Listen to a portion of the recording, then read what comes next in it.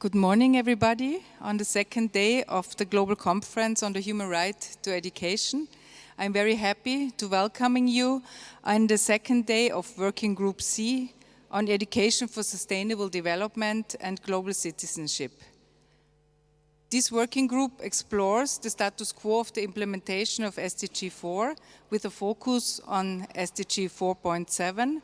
We are looking at the global level, but also on the national context, and look into possible strategies required to promote the education for sustainable development and global citizenship.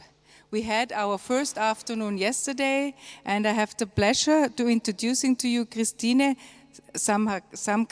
Samkaradze from the CEU. She's a student of Human Rights and Political Science. She will give us a wrap-up of the first day. And by the way, my name is Veronika Nitsche, and I'm Managing Director of WUS Austria. So Christine, the floor is yours.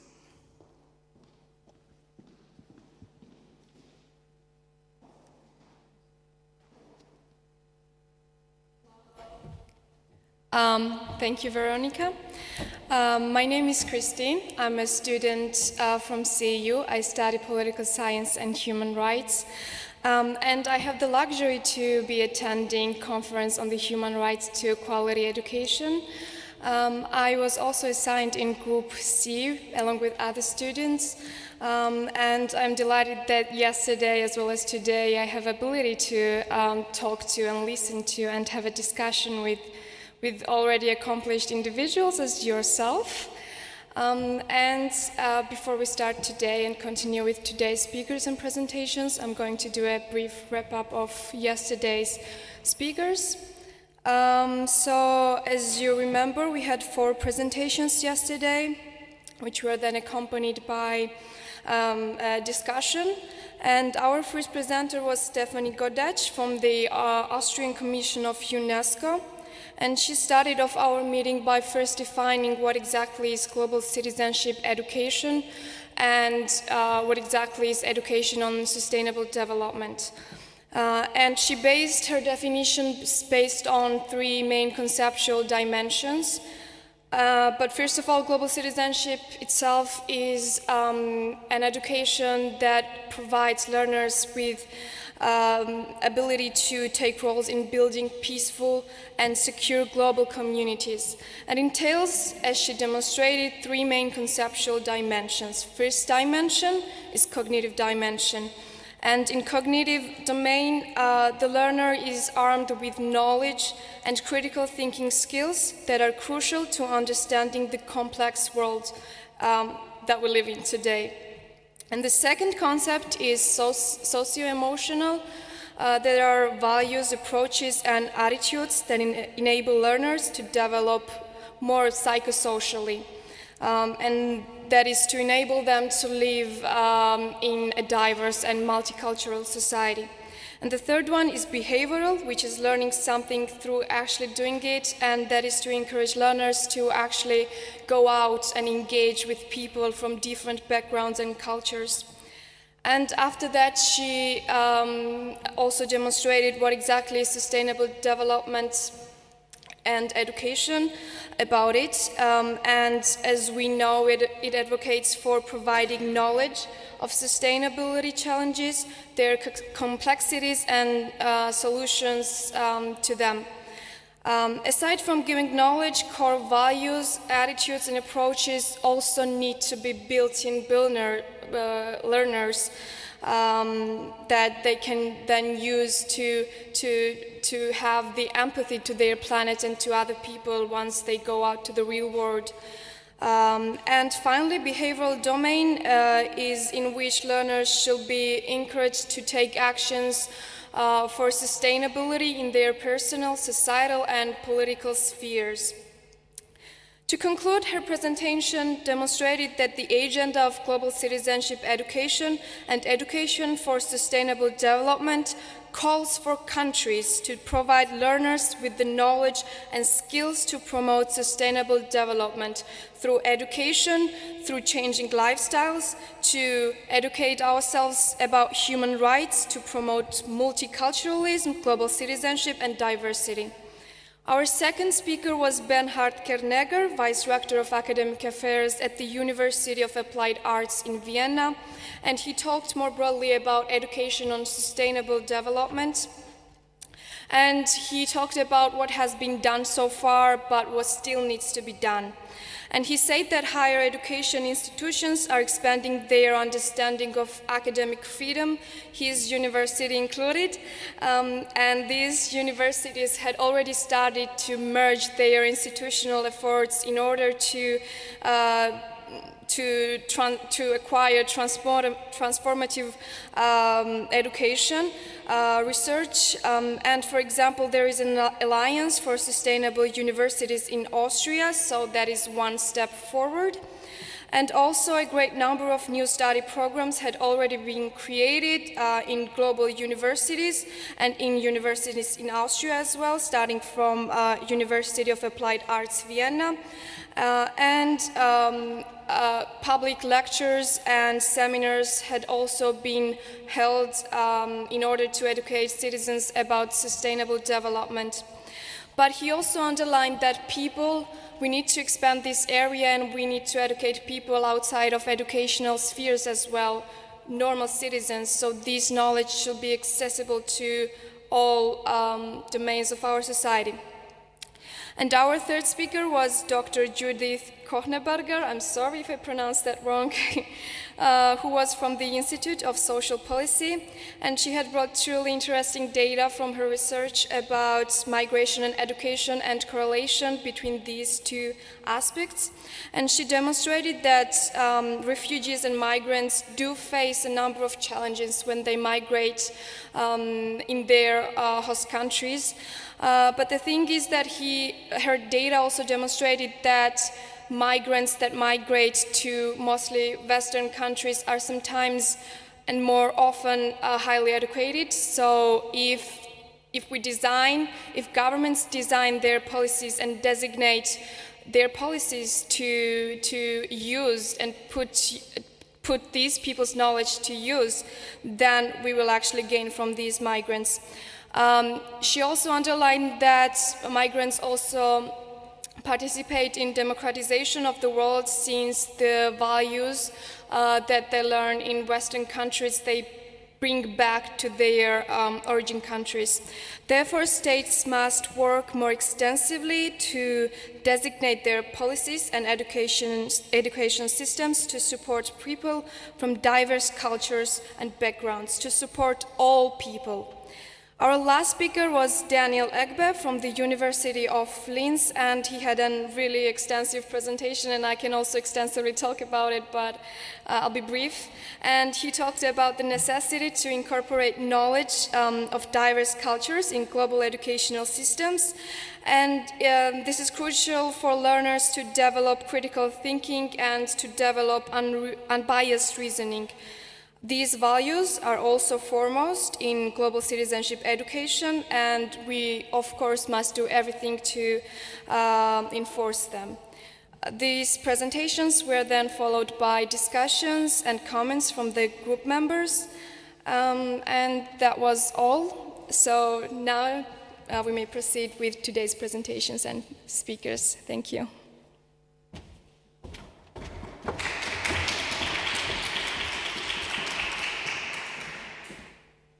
Thank you, Christine, very much for this overview on our discussions and presentations yesterday.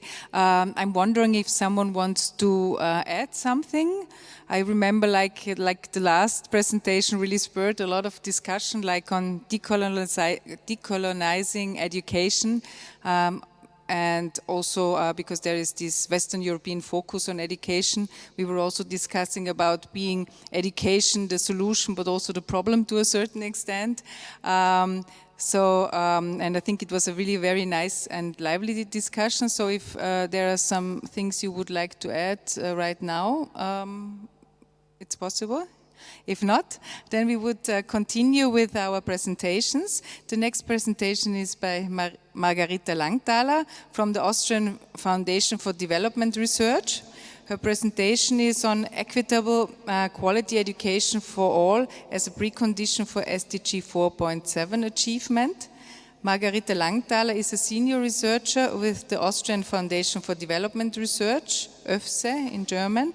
Her work focuses on global education policies and education policies in developing countries, education strategies in development cooperation, and technical and vocational education and training in developmental contexts. Margarita, the floor is yours. Hello. Thank you very much. Thank you also very much for inviting me to this event, which I think is equally important and interesting. I'm just wondering how I get my presentation going, but I have to open it. This is just to move it forward. Ja. Sonst kann man nur weiterdrücken. Genau. Ja, danke.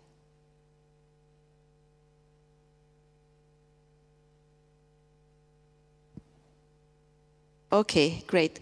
So I'm happy actually to present today because yesterday we had a very interesting discussion already on many issues I would like to touch upon. And I'm inviting you to reflect with me on the question how equitable quality education, so equity in education, is linked to transformative education, so to the SDG 4.7. And let me start with a short story. I've had the privilege to be member of the Advisory Committee for Transformative Education, which was established in 2017 by the Austrian Commission for UNESCO. And so there are several stakeholders of education science and educational actors in this advisory committee, among others my colleague Werner Wintersteiner, and we've had really good discussions. So one of our first actions was to draft a position paper, and firstly we were supposed to do this about the implementation of SDG 4.7, so transformative education. But in our discussions we soon discovered that it would be quite difficult to implement transformative education in Austrian schools and in the Austrian education system without any structural changes. And in particular, we noticed that in a system which is inequitable and stratifying and segmenting, it's very difficult to implement anything like transformative education. So what are actually the findings that we found out about challenges at the structural level? I'll just present a few to you. This is what we found out would inhibit the implementation of SDG 4 as a whole in Austria. So first, we have limited participation in early childhood care and education, and also limited quality, at least by European standards. As for inclusion, there is still a constant number of children sent to separate schools, and also, especially for people with disabilities, students with disabilities, they have difficulties to enter tertiary education and also the labor market. We still find gender disparities in learning outcomes, most of all in subjects like mathematics or other STEM subjects, and the decisions upon further education pathways, they are very much gendered. Then we found out that for students who come from a background where various constraints multiply, like for example, they come from a rather poor socioeconomic background, they come from a migrant family and speak a different language than German at home, or they have a disability. So where these constraints multiply, there is a high risk that these students will not be able to acquire the basic competencies they need to have a professional, a satisfying professional life. And a last point was that the early segmentation, which is typical for the Austrian education system, acts as a barrier to achieve quality education for all. So this early segmentation is an effective instrument to intergenerationally transmit educational inequality. So I would like to focus a little bit on this last question of inequity in the Austrian education system. This is a graph done by the Statistik Austria. it depicts the social mobility, the educational mobility by different groups of persons in Austria according to the educational background of their parents. So on the left-hand column, we have the group of people whose parents have only compulsory education certificates. On the right-hand side, there is the column with persons from an academic background, so whose parents, or at least one parent, accomplished tertiary education. And what we can see in the upper squares of the columns is the percentage of people who then make it to university. And we see that persons whose parents had only compulsory education, only 7% of this group goes to university, while for those with an academic background, it's 57%. So this picture has always been the case in Austria. It has only very slightly changed from earlier decades. And today there is still a chance, 8 times higher chance for people with an academic background that they will make it to university than for those with only compulsory background. So education is very much intergenerationally transmitted in Austria. Then there is a second point I would like to draw you, sorry, this was too fast, your attention to. This is the cultural background and what it has to do with educational equity and mobility. This graph is from a study that was carried out by our colleague from the advisory committee, Barbara Herzog-Punzenberger, and this study compares the educational mobility of Turkish students, second-generation Turkish students, whose parents have low educational degrees across several European countries. So Austria, this is in German, I'm sorry, but I guess most of you do speak German. So Austrian is the last country in the column to the left. And the little green men, they symbolize the access to tertiary education. So we can see that Turkish students in Austria, second generation Turkish students in Austria, have a much lower chance to get to university than those from countries like Belgium, Netherlands, Sweden, or France. So educational inequity is also very much a cultural question in Austria. So let's get back to our initial question. What does this have to do with transformative education?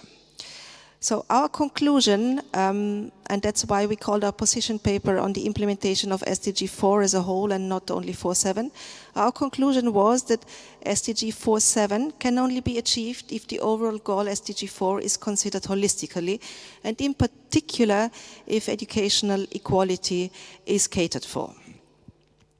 So why is this the case? How can we interpret these graphs that I have just shown you on patterns of educational inequality in Austria? So we spoke about this yesterday. Let me just get back to this a little bit. What does a child in an Austrian school learn, apart from mathematics and German literature, I hope? They also learn something at the informal level. They learn something through their daily experience of going to school. And this is very much that education is attached in Austria to inequality and to discrimination.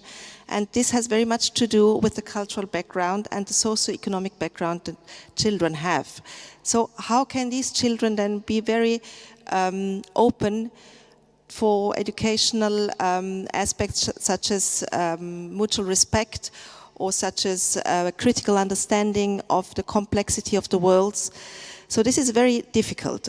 And the second aspect I would like to draw your attention to is that actually this diversity in Austrian schools could also be a wealth, an asset, but it's not used at that one. Judith Kohlenberger spoke about this yesterday on the topic of refugees.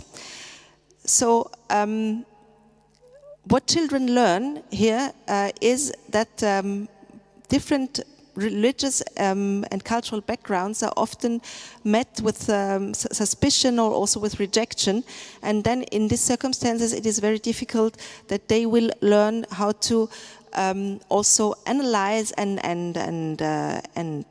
understand what was called yesterday by our colleague Daniel a Eurocentric curriculum and a Eurocentric way of thinking. I said yesterday that we all have a certain Eurocentric way of thinking. I changed my slides. I'm not sure whether to be sent the corrected version to you, so either I will tell you what was my Eurocentric point of view yesterday, or we skipped it. But anyway, so how can children who experience in their daily life that Eurocentrism, the superiority of the white people, the European tradition in culture and in epistemia is superior, how can these children ever develop something which is critical to Eurocentrism? So this is why educational equity, the experience in daily life of a respectful, of an equitable school as a place of learning, is a precondition for transformative education. As someone who is researching at global level and on global development, it is very important to me to also point out the global dimension of educational inequality. So this graph here depicts the average number of school years by the parent generation, which are the red bars, and by their children, which are the gray bars, from 1940 all over the world. So on the left column we have sub-Saharan Africa, and on the right column we have the OECD countries. So what we can see at the first glance from this graph is that the average year of schooling has gone up importantly all over the world, in all countries. But we also can see from a first glance that sub-Saharan Africa and other countries in the global south are still lagging far behind the rich countries. So educational inequality has not been overcome, rather the contrary. What has risen is the access to education, expansion in education, but not inequity. But it's important to also consider this within the countries, not only between the countries. And here I've drawn on statistics from the Global Education Monitoring Report by UNESCO. This is a table that compares the completion rate at lower secondary education by wealth and gender between low-income countries and high-income countries regarding the poorest quintile of the population. And we can see that in the low-income countries, only 12% of the poorest boys and 8% of the poorest girls complete lower secondary education. So this would be like 8 years of school, or 9 years at best. While in the high-income countries, these rates are 89 for males and 92 for females. So in other words, in the low-income countries, only 14 students from the poorest quintile complete lower secondary education versus 100 of the richest. So we see that educational inequalities are very much, are even stronger in poorer countries. So, and here I also connect to yesterday's presentation by Daniel. This has a lot to do with the legacies of colonial education. I hope Daniel agrees with me that colonial education is still, these legacies are still very much tangible in most of the countries in the global south. So we shall not forget that modern European education, when it was brought to other countries than Europe by colonialism, it disrupted or at least marginalized pre-colonial education. And it introduced an education system which was not familiar and not adapted for the cultures and the societies there. Actually, these education systems did not consider the educational requirements of the colonized societies, but rather those of the colonizers. And this meant that these education systems were highly unequal, highly elitist, and highly segregating. And I can affirm that many or most of the education systems in post-colonial countries are still have the same features. They are highly unequal, they are highly elitist, and they are very segregational.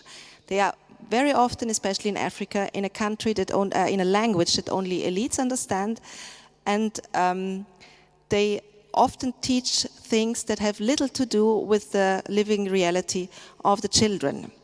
So going to school in a country of the global south, especially for children from a poorer background, can be a quite confusing thing. They learn that to have any chance of improvement of the living condition, of social mobility, education is indispensable. But at the same time, they learn that it is restricted to those who have the resources to afford it. And then they learn again that even if it's restricted, it's their fault, because education education is response to the own efforts of the child. So if they don't make it to higher education or secondary education, it's their own fault because they're stupid.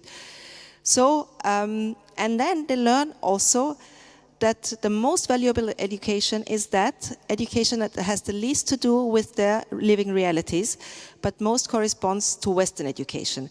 So education can be a really confusing and alienating experience in the global south, and this has much to do with the legacies of colonial education. So just to come to an end and to sum up, let me finish with just a plea for transformative learning to be able for everybody. Schooling has to stop being an instrument for reproducing inequality and discrimination, and this at the global scale. Thank you.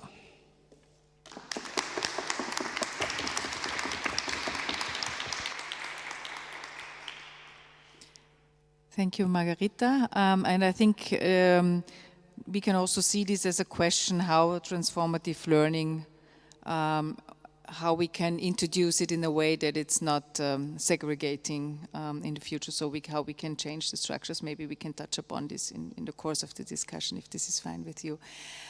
So as a next speaker, I would hand over to Adriano Remedi.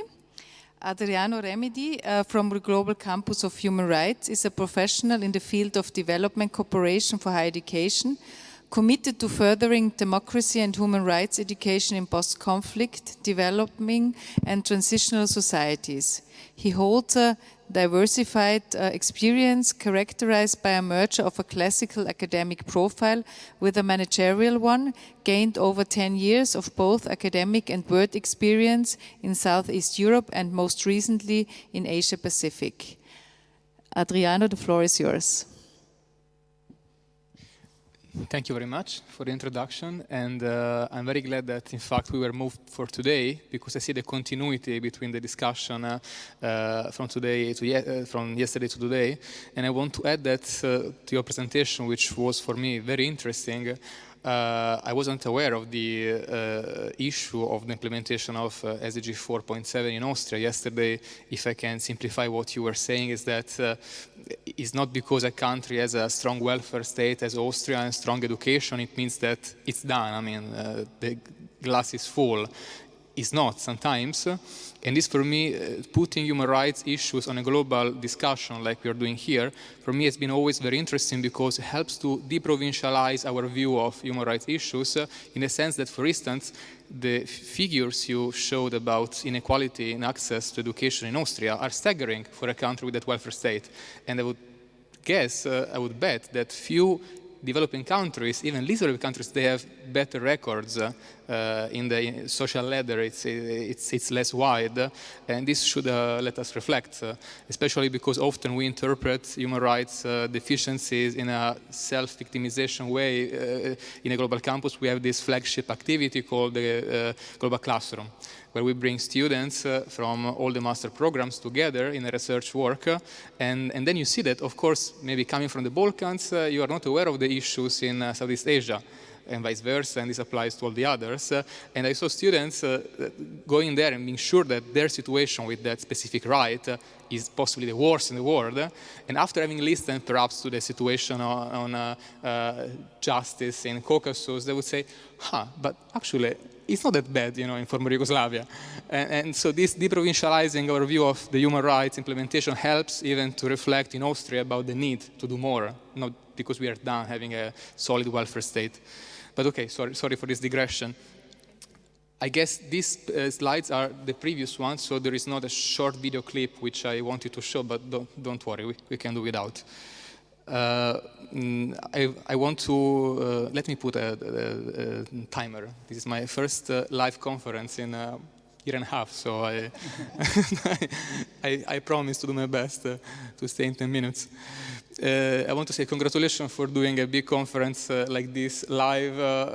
It's really remarkable. I am very thankful to Professor Benedek, whom I know from a long time as a former coordinator of the HERMA program in Sarajevo, the regional master program in human rights and democratization from Bologna University. I will try today to bring from theory to practice, so to extend what we are already discussing, from framing to implementing, describing what we are doing with the Global Campus of Human Rights, and especially in the last project, which I have the pleasure to lead in Timor-Leste. So the presentation is Human Rights, Higher Education and Sustainable Development, the work of the Global Campus of Human Rights in Timor-Leste. How do I, thanks. So just to do a bit of framing, we all know it, but what is human rights education? So human rights education, higher education, is a relatively young academic discipline in fast development. Over the last 2 decades has gained ever stronger international recognition and legitimation, being adopted in university curricula worldwide, and not being anymore relegated only to the professional training field. Human rights higher education is now firmly included into key UN human rights treaties and promoted by international and regional policies all over the world. They included, for instance, in the Asia-Pacific through the ASEAN. This makes human rights higher education a discipline like no other, and not simply just another academic field in its duties and responsibilities. Why? Because formal higher education in human rights contributes to shaping the construction of a right-based, equitable society, and in so doing, its ultimate role and impact exceeds the sole sphere of formal learning. The WUS work that we celebrate here is a tangible example of this, so linking humanitarianism to development within academia. So in this context,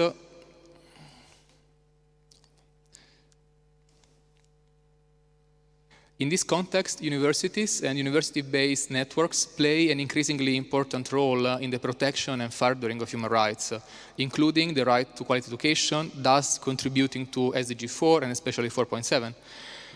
Among an ever-evolving constellation of local or international actors cooperating for the promotion and development of human rights have emerged most recently specialized educational organizations with blended backgrounds and expertise that bridge formal education to national or international human rights organizations and to NGOs and civil society.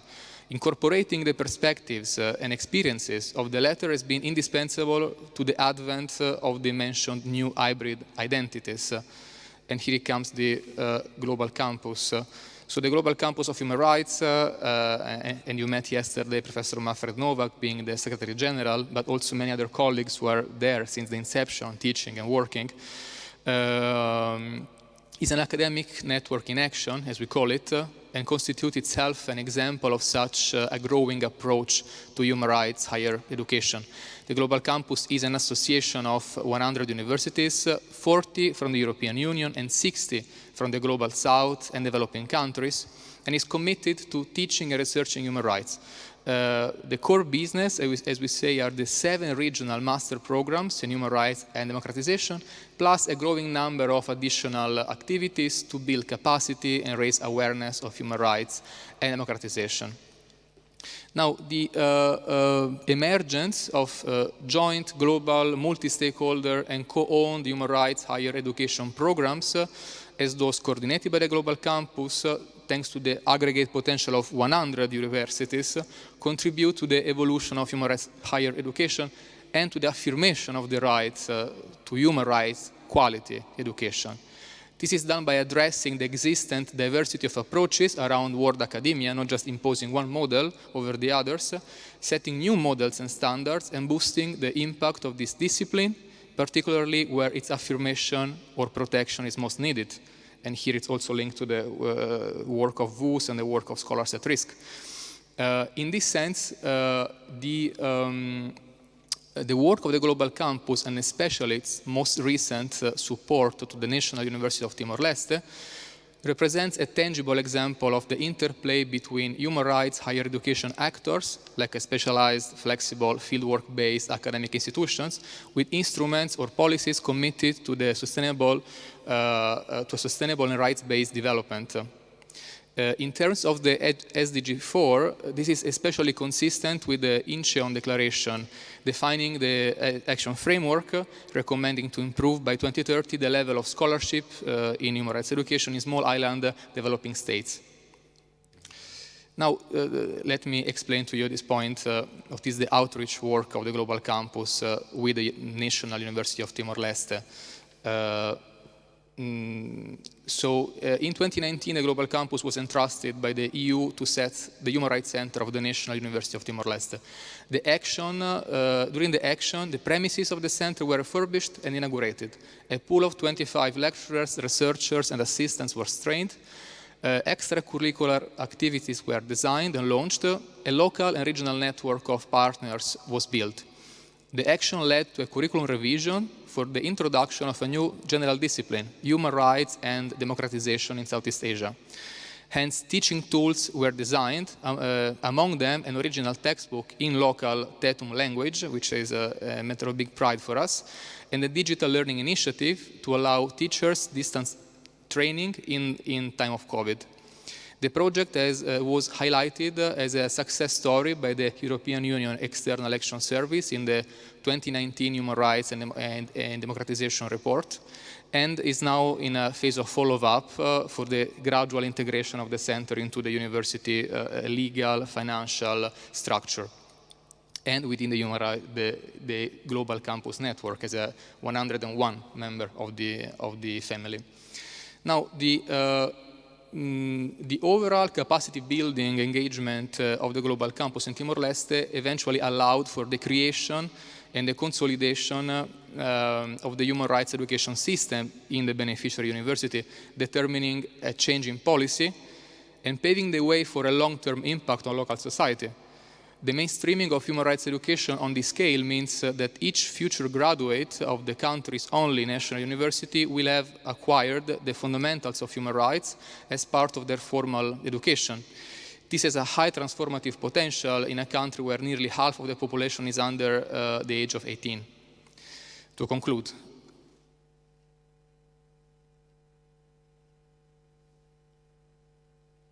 the work of the Global Campus, together with the National University of Timor-Leste, UNTL, supported by the regional network of the Global Campus for the Asia-Pacific with its universities, was characterized by a few implementation pillars among many other most typical project management cycle features. Where should I point it?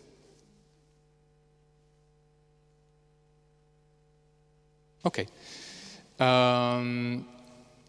So the South-South cooperation, meaning that the academic activities were designed and organized through the regional network of scholars and academic institutions. This, for us, made a huge difference. The textbook was created on the basis of previous textbooks created by and for regional scholars and students. Building on the experience and best practices within the Global Campus itself, as the creation of the regional program by University of Sarajevo and Bologna, the oldest beyond the program in Venice, and the most recent, the ARMA program, the one for the Arab world in Beirut.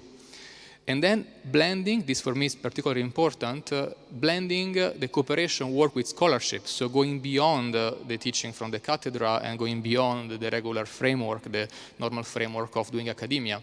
This for me is also very important because what we try to do goes beyond the typical traditional divide in academia, which is especially typical in continental Europe, and where I studied mostly as a student, the one between technicians, managers and scholars. This, in my personal view, is something that we should reflect upon, and I don't want to, maybe I have no time, but if we do a little survey of who is taking part to a conference like this, for instance, I would bet that the great majority, if not the entire number of participants, are scholars. But to propel ambitious policies like the SDG 4 and human rights higher education, we need the entire academic community, which are not scholars and students, it's everybody. Because human rights education, and especially within a broader framework like SDG 4, is not a value-neutral thing. It's a deeply, if you want, ethical, political discipline that should be embraced with conviction by everybody. Administrators, technicians, and managerial staff should be exposed to human rights education, should know what this is, because a scholar himself or herself cannot alone embark in venture of this complexity, which is not just, in fact, delivering education itself, which is, if you want, something that it's easier to do. But here we are involving values and much more. So these pillars are important not only in operational terms, but also to guarantee commitment, sustainability, and co-ownership of the development process. This is a key recommendation of the 2011 Busan Declaration on Global Partnership for Effective Development Cooperation, which is by now a milestone of the cooperation sector, because these pillars could set an implementation model with a high multiplicative potential for replication in countries in need, especially in democracies under pressure, where new actions can be envisioned, which is what the Global Campus is currently looking into for doing with the support of the European Union. Thank you very much.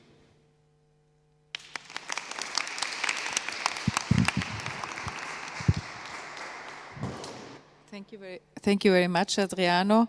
I think it was, thank you very much. It was very interesting to finding about this global campus in Timor-Leste, but it was also interesting how it fits to the previous presentation in a way that it's not only about delivering education, but also experiencing education, and that this may even matter more than the delivery of education. I would also, I think it's very nice to find out about this global campus because we've been involved also in the founding of the human rights centers in Southeastern Europe, and we are still involved in the human rights center, so as WUS Austria at the University of Pristina at the law faculty, even though their activities a lot depend on the individuals being active there, but at the same time they have a nice library which is always open, and I think this is also very valuable for the students there. So I think this is a very good, let's say, hub for human rights education at the University of Pristina. Now I would like to hand over to Werner Wintersteiner. Werner is going to talk about the ESD and GCE, so the Education for Sustainable Development and Global Citizenship concept and scope with practical examples from the higher education sector. Professor Werner Wintersteiner was founding director of the Center of Peace Research and Peace Education at Klagenfurt University.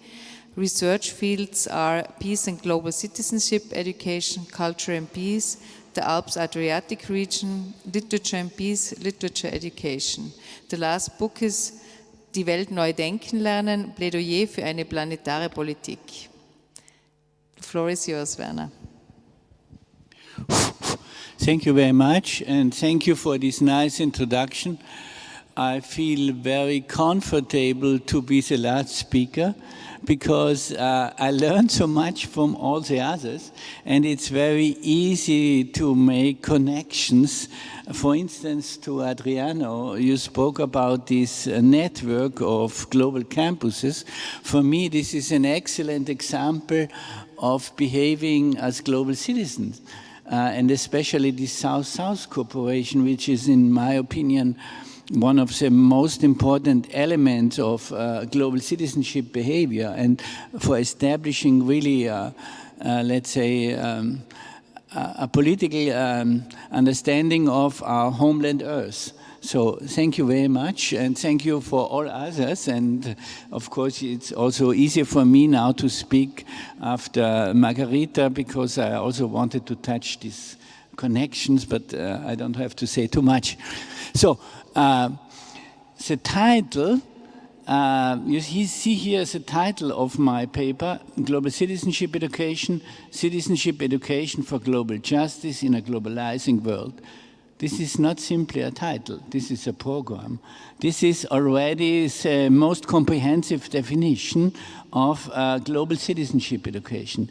It is citizenship education like any political education, but with a special aim, the aim of global justice, and considering that most of the problems today may be resolved at a local level, but are global problems in some way, or are influenced by global issues, global understandings and all of this. So this is basically my starting point. I reflected a moment about the social purpose of global citizenship education, and I think the best definition would be it is an educational contribution to a social ecological transformation. This means what we urgently need today is a metamorphosis or a transformation, not a revolution in a classical sense, of all components of our society if we want humankind to survive. And of course, this is not an educational touch as such, but education plays a very important role. Yesterday we learned it is about economy, ecology, and politics. But I would add, it is much and maybe foremostly about culture. Culture in the sense, not theater or opera, etc., but culture in the sense of mindset, of our way of thinking and behaving. And then education comes in. And education is the only way to change our culture, our cultural behavior, our mindsets, our opinions, and so on.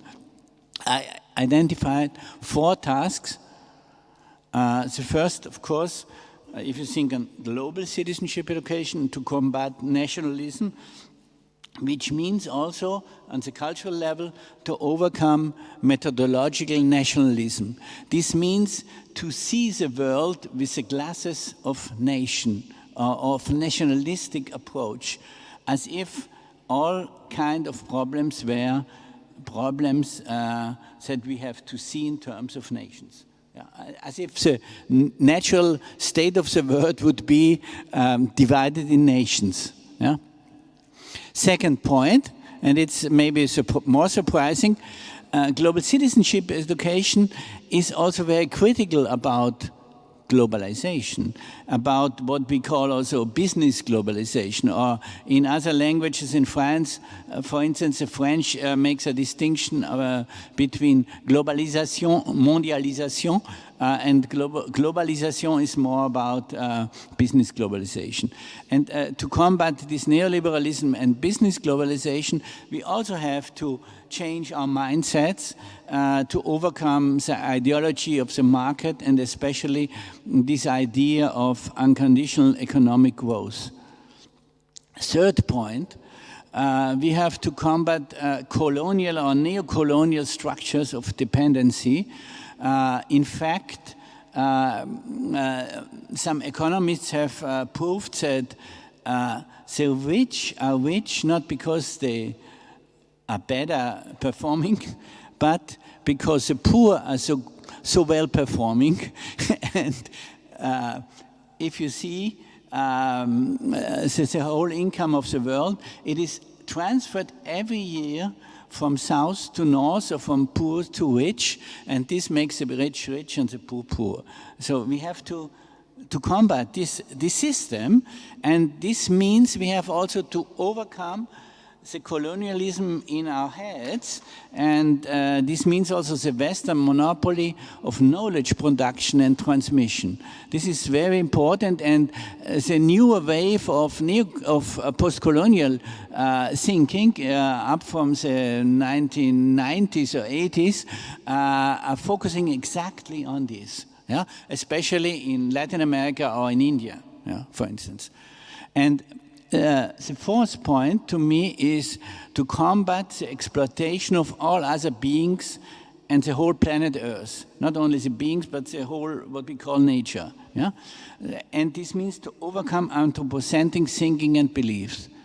So I have made a list, but of course I could also put it in a circle because these 4 points are very much interconnected. I couldn't show it, so I tell you, I know it is not so strong to tell something, not to show it, but anyway, yeah. Okay, so this is the way I understand, at least, and not only me, but this Klagenfurt Center and this UNESCO Chair for Global Citizenship Education and our master program on Global Citizenship Education. Our understanding of Global Citizenship Education. Yeah. Global citizenship education, understood in this way, is an overall guiding principle of education and of political education. It's not such something that you can add, yeah? But it's more something that should revolutionize all other parts of education and especially of any political education. It's a decolonial critique of the current educational systems and concepts, and of systems as well. So all you said, Margarita, before, in my opinion, is part of a, not maybe colonial, but of a hierarchical and unjust system of education. And we have to bring it in this context. Yeah? Of course, it is also capacity building for acting as responsible global citizens. But I'm a little bit hesitating always because any other people are focusing only on this point, and this means that they are doing as if it would be an act of will to be a global citizen and of a moral higher person who is so nice to act as this. But it is more systemic and a cultural, and a system of culture, of course, fact, not only a personal decision. And it's a transformative approach, transformative in a very global sense, individually, socially, and systemically. Yeah? So I referred it also to Edouard Glissant, a French poet and philosopher who spoke about poetics of relation, and this was his way of dealing with global citizenship. And I like it very much because it is now a little more poetic, and this gives a different background, different connotations. So I think this is also important. Yeah. Why do we need global citizenship education? I think it was discussed all today, so I can sum up. Because we have more and more global problems, but but our knowledge and our awareness of this globality of problems didn't grow. So we have no global solidarity. You see it in the COVID crisis. So I don't have to add anything. So we need global citizenship. But we also need what I would like to call planetary citizenship, which is more, which includes global citizenship. The fact we are destroying all the times in nature, and COVID is also a consequence of this. And by the way, to call it nature is interesting. There are different languages, languages of the global south, indigenous languages, where you don't have the concept of nature, because you don't have the concept of humans as separated from the nature. So we don't have this opposition. But in my language, I have no other mean to explain as this way like I do. Yeah? And we need to understand that we form a human community of destiny, if we wish or not. yeah, in what Edgar Morin, a French philosopher, called our common homeland Earth. Common homeland Earth sounds cozy and nice. It is not cozy and nice. It is also the statement that we can reach this community in the homeland Earth if we are combating global injustice and exploitation. Otherwise, we cannot, not because we have global problems, we form a global community. This is not true. Yeah? So this is, I think, the most important explanation. So this is a point that you have already discussed. I will skip it, only to focus, to say that global citizenship education is not only a content of quality education, but it's also an instrument of criticism of violation of the human rights to quality education. Okay. So now to come more to sum up in some way, what we are talking about when we are talking about Target 4.7. I would like to read slowly again Target 4.7. By 2030, ensure that all learners acquire the knowledge and skills needed to promote sustainable development, including, among others, through education for sustainable development and sustainable lifestyles, human rights, gender equality, promotion of a culture of peace and nonviolence, global citizenship, and appreciation of cultural diversity and of culture's contribution to sustainable development. Usually, we make this summary: education for sustainable development and global citizenship. Of course, this is a very practical formula, but it is a total suppression of the complexity of this whole definition. Yeah? It is reducing, and you have no human rights, you have no peace, you don't have even sustainable lifestyles. Yeah? So I propose a different way of proceeding, to look at the inner connections of all these pedagogies. And so what I did, I put global citizenship education as an indispensable tool to reach all these educational aims on one side.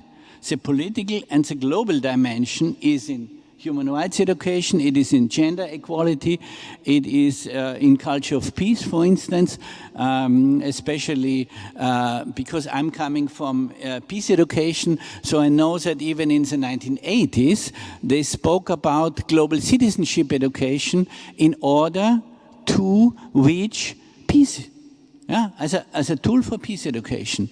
And if you put it like this, I guess you have also a practical formula and a preservation of complexity.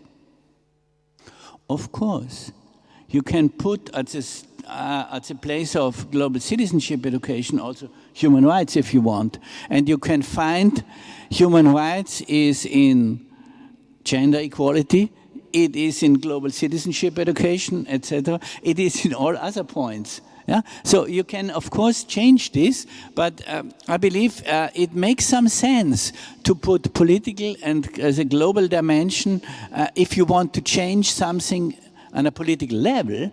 So it is important to put this on, not on the top. This is not the top. This is not a hierarchy. Global citizenship education is more, let's say, serving all other aims to be fulfilled. Yeah? So this is not about a struggle, who is the best and who is the most important. And so this is nonsense. Yeah? But what is important is to show how it is linked logically. Yeah? If you have the aim really to change the world. Yeah. Okay, so to come to an end, Busek yesterday in his remarkable speech had said we need do tanks. He said we don't need think tanks. I don't believe it. We really need think tanks. We need much more on think tanks than we have, and especially we need more thinking in the think tanks than we have. Yeah, but we need also two tanks. Here, two examples from Austria. The ongoing global campaign, Homeland Earth, according to this saying in this manifesto of Edgar Morin. You can check out this homepage and you will find wonderful things there. You will even find cover of your passport, citizen of Homeland Earth, if you want, and you find a manifesto and you find different activities. Yeah? And secondly, another example, this is UNESCO Chair for Global Citizenship Education in Klagenfurt, a new one, and this master program for further education, Global Citizenship Education. So these are two examples that I would like to show you, and this is what I want to say. Thank you.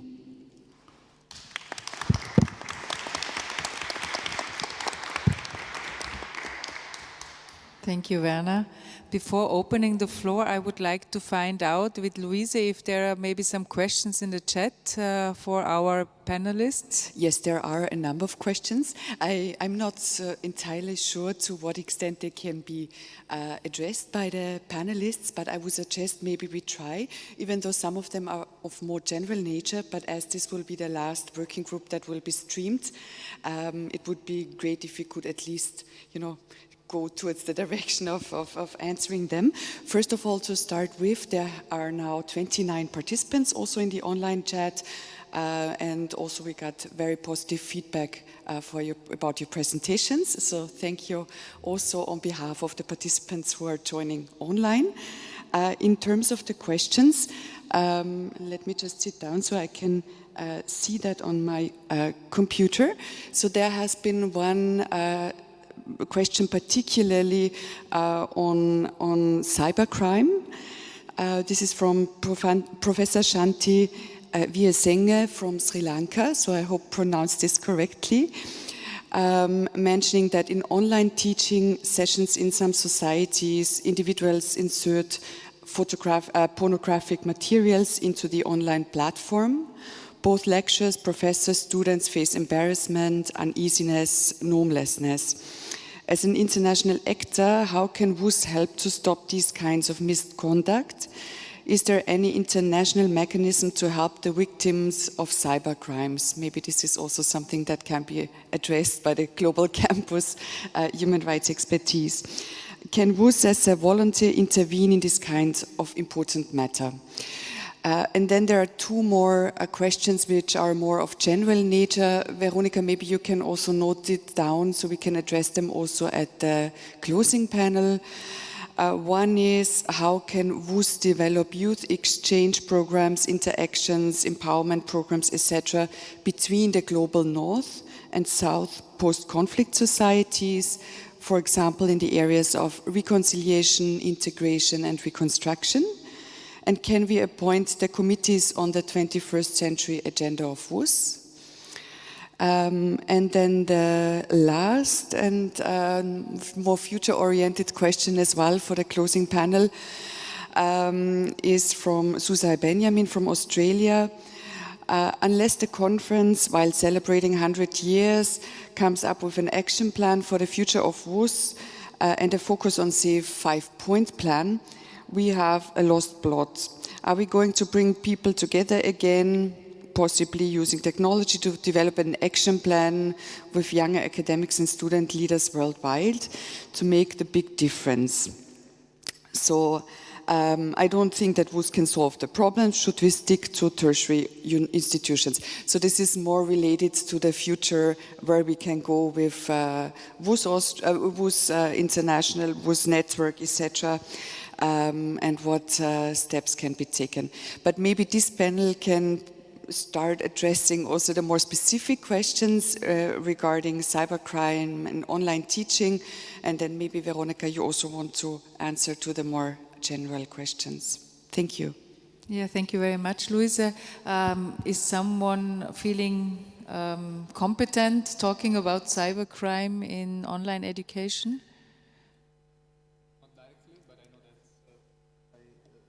dealing with e-learning myself so much. However, I'm aware that many are looking into these things which are easy on one side to be prevented technically, although the consequences when this happens are much deeper. And I know that many are working on that. So being a new sub-discipline, if you want, also in methodological terms, results and answers will come soon, I would expect. And I know what the professor who wrote it is talking about. I mean, we are all familiar with these things, and I believe that it's something new that we should consider also in terms of services that are growing with the global universities, like e-learning services that go, once again, beyond the teaching itself, and that imply also the expertise of technical staff and managerial staff, not only the scholarship. Thank you very much. Would you like to add something in this regard? I'm not an expert on cybercrime, but what I would like to maybe take the opportunity to add here is that we have seen, due to the COVID pandemic, a rise in distance and online education. And I think we should always be aware that before the pandemic, there have been voices and policies that kind of demanded more online learning possibilities and also lauded these as a possibility to widen access and even to get more equity in education. And I think the pandemic has shown us that this is actually not the case, but just rather the contrary, that inequalities have widened around the world and along the lines of separation that we've known before: wealth, socioeconomic background, gender, and so on.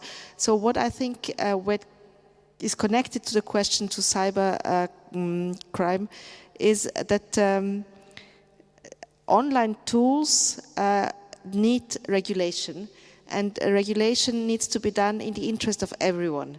And so this is something which I think is a lesson that we've learned, we should have learned from the pandemic. Thank you very much. I think also Stefanie Godetz, you would like to contribute on this matter.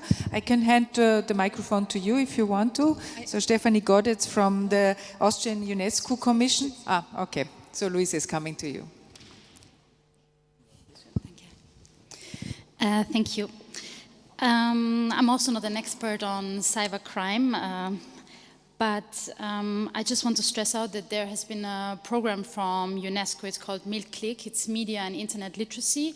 And in October, I think it's in the week of 24th of October, there's a specific week dedicated to cybercrime and media and internet literacy, and how we can conquer this. There's also a lot of material online for students, for everybody who's interested in the subject, in order to educate people on the basis how can we act if there is social crime or if there's cyber crime, and also how can we interact as a user of the internet.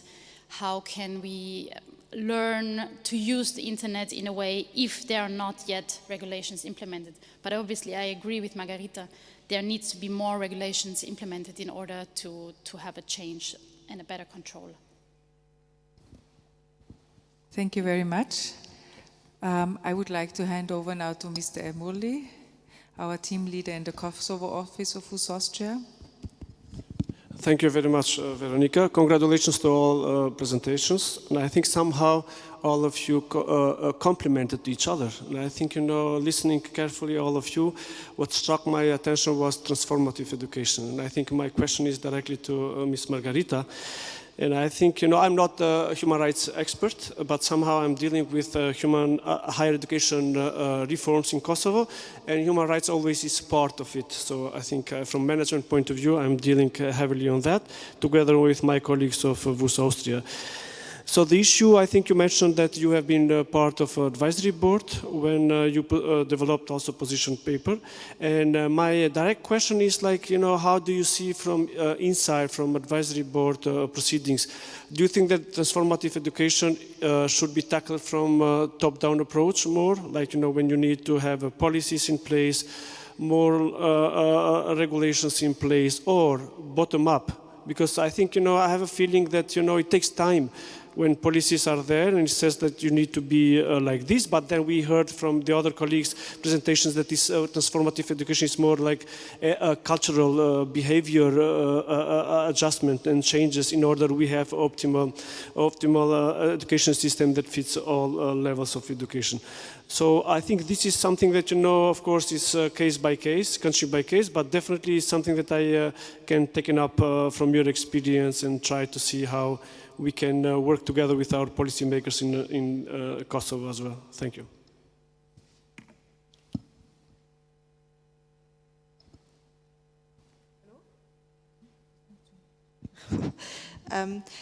I'm not sure whether I got the whole question, but maybe you can help me. I think it should not be the question of either or, but both. Of course, if there is no top-down policy, not a policy drafted by the ministry and implemented from above, it's very difficult to achieve change. And this is something I think also civil society actors should always demand. Like those who are in power have the responsibility to act responsibly, and this means also to draft responsible and adapted, needed, required policies.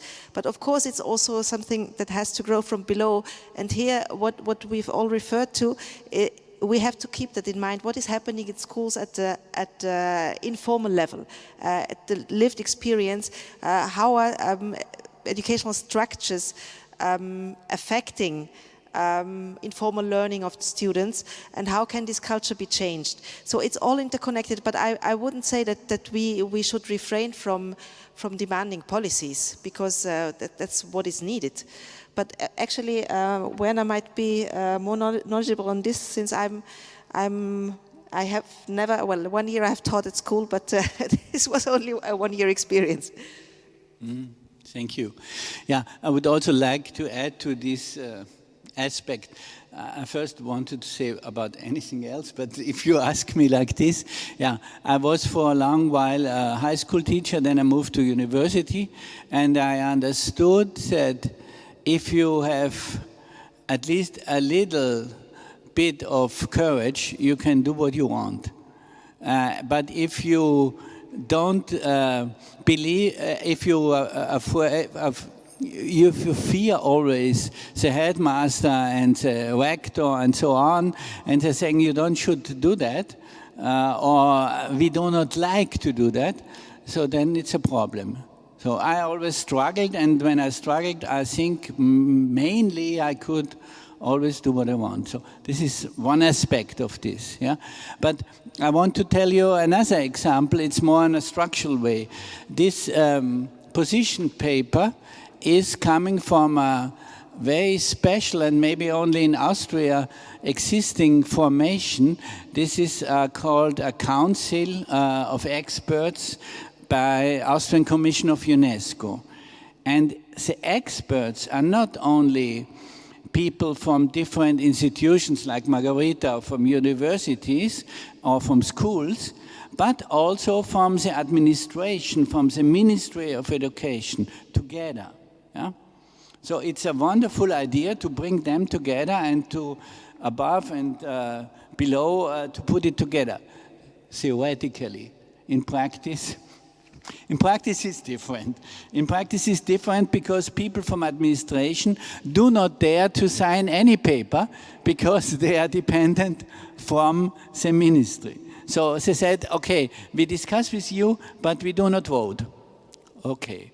So finally, we did this paper, and we asked the Minister of Education if he sent his administrators in this commission, maybe he is interested in the outcome. And we asked him to have a meeting with him. He didn't show up, but he sent some other people. And they said, at the first round, they said, oh, this is interesting, but we did it all already, and it's not so important. And then we insisted, and so on. And it was a struggle, this. But I don't know if the minister ever heard about this struggle and about these things. So this was very disappointing, in my opinion. Yeah? So, but it's only a step in a longer struggle. So, and what I only can say is don't give up. Thank you very much, Werner. I think there is a question from the chat again. Yes, there are two more, and they directly relate to global citizenship education, so maybe we can take those questions now before you go to the more general ones, Veronika. So the first one says, how can we translate the idea of global citizenship in the language and context for someone in the South? And then the second question is a more practical one. Global citizenship education is a great idea. I have seen the master programs, other PhD, postdoc or research programs in this field. Thank you.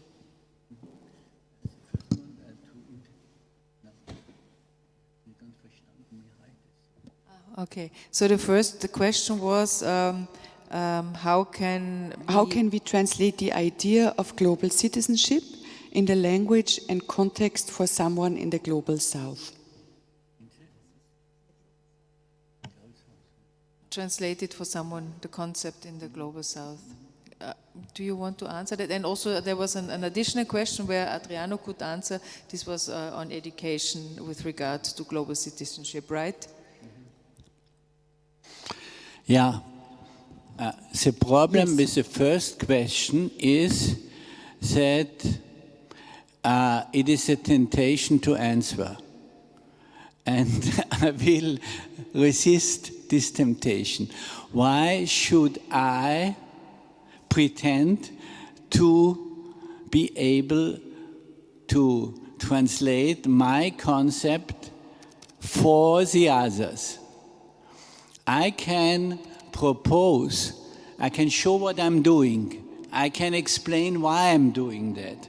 I can make clear why in my position in a privileged country, as a privileged person, I want to struggle against the privileges, because this is basically the task of the global North. Yeah? To provincialize the mindsets and to fight against privileges in order to achieve global justice. No, it's not my job to translate it for the others. It would be a new way of patronizing. But maybe the question was not meant in this sense. So, of course, the way is to discuss the concept with others without telling them how they should understand it. It's a dialogue. So, for instance, I had contact with South Africa, with scholars from there discussing the concept. I was in Iran and at different universities, and I spoke about global citizenship education, and they told me what they think about and so on. Yeah, I was together with professors from I guess Protestant universities in Congo, and we discussed the concept of global citizenship. So. But it was not me to translate it. Yeah? It was a dialogue. And I'm not, what they're doing with that, it's up to them. Yeah? Thank you. And Adriano, maybe you can answer on education, on global citizenship education. Yes, thank you. I also want to add that the idea of global citizenship education also can help to prevent or to emancipate the way how often it is interpreted in formal education, the idea of civic education itself, which in fact too often, and I also can mention in the Italian context where I grew up, is seen as the education of how you should behave as a good citizen, which is very paternalistic, and I mean, be a good boy and you do like this, as we tell you, which is of course very acritical and very different from the human rights-based approach to education, and global citizenship education would help to steer the process in a holistic human rights approach, as you were also saying before. When it comes to studies in this field, I know, I mean, of course, I believe Klagenfurt University perhaps is one of the places. For the global campus university network, I can mention about Leuven University, which has an important center for global studies, but also Poznan University in Poland. But going beyond that, Sarajevo University now has a PhD in global studies. studies with elements of education as well. So the listener could check into that. Thank you, Adriano. Margarita. Thank you. I would just like to comment on the first questions on how can this concept of global citizenship education be translated to the Global South. I very much agree with what Werner and also Adriano just said. I think we here in the middle of Europe, we have to be aware of the fact that it's not our job to translate anything. At best, it's our job to listen to the others in the Global South and to ask them what kind of concepts they have. Because we also should be aware that we come from the European tradition which has evolved very individualistically in the last centuries. And many other societies do not have this concept, or at least not this strong concept of an individual as being the center of society. So these non-Western societies might be, I guess, because I'm not an expert, but might be much more open to such a concept. And they have their historic and also their let's say, current thinking and concepts of a global or at least a wide society and wide solidarity. I don't know, maybe Daniel can also find some examples in African thinking. I'm just thinking about the concept of Ubuntu, I think, which is very much inclusive and points to solidarity of everyone. Of course, it's rather a regional concept, but it could be expanded upon. And also if we think about more political concepts, there are a strong tradition of solidarity in the Global South, of fighting together against colonialism. So it's not us who have to translate any ideas on how to build a solidaristic network around the world. It's rather us to have to listen to them, what they have experienced and what are their traditions, what they can add to something which hopefully will be a global concept. Thank you, Margarita. Before handing over to Werner, I just want to mention I fully agree with your approach, with the approach of the two of you. I mean, like to listen, to talk, to have this dialogue, but I also realize in my work very often that they sometimes think if I use this approach that I'm not telling them on purpose, that I don't want to share my knowledge. It can also happen like this. You know how to do it, please tell us, and now you don't share it with us. But at the same time, we had also experienced now being back in Pristina after 1.5 years, and we have a very huge project with our team leader here, but we haven't been able to travel there and being present there. And the good thing is that WUS Austria always relies on local staff and also national experts. And so we were able to proceed, even though we were not able to travel there. And we realized how good this approach is and how well they were able to proceed without us, with some input. Now they are happy that we are maybe coming more often, but I think this is it requires this dialogue and this openness from both sides, and also I realized the belief of people in their own knowledge and their own capacities. I think this is very, very important also. People are expecting from the North because people are expecting from the North because they have this inferiority complex, which came from the educational system. It's something which, as you said, they have to develop this self-confidence that we also can do something. And this is a long process, but I think we have to go to that direction. If not, this perfect heights will remain the same, that the South will be expecting from the North. And we've been doing it, the South have been expecting, and because the North has taught the South that, okay, we are the superior. But now we say, no, that's not the case. And that's what we've through recent scientific discovery, especially when it comes to classification of people in races, which are normally the case. All people from different parts of the world have the same intelligence. If people understand that, they will not always expect from the white man. Let me put it that way. So I think that's what we have to tell the people of the South. You are also capable. Give him that confidence. He will start thinking. He will start also reflecting. How can I contribute in this thematic global citizenship? If not, he will just sit there. The white man knows everything. Come and tell me what to do. We have to. I'm happy that you've made a clear declaration really a convincing answer to the question. And also, thank you very much.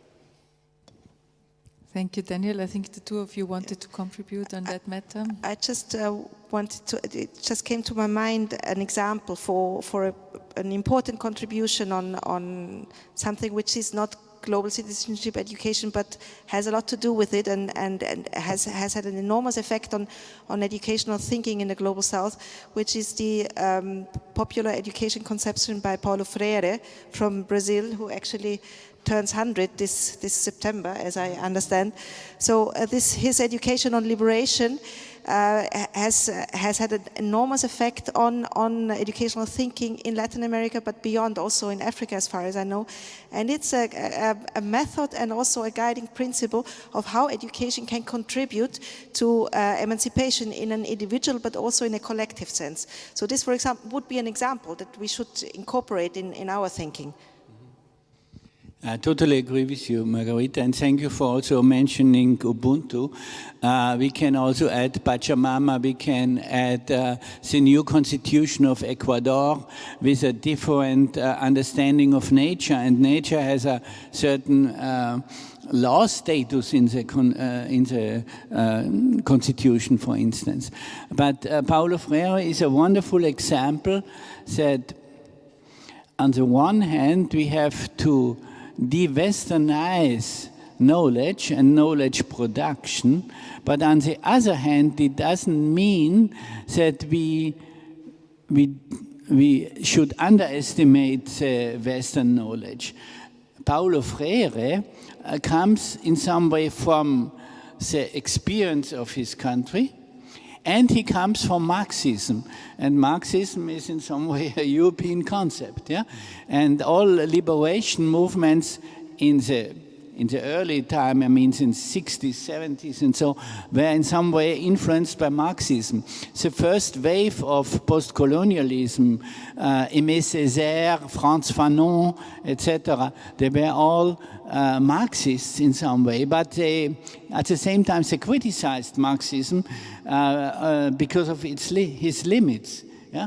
And so I think there is a common knowledge on the earth, but it's unequal distributed, and some knowledge is underestimated, some knowledge is overestimated, but we need all knowledge to solve our common problems today. This is my opinion.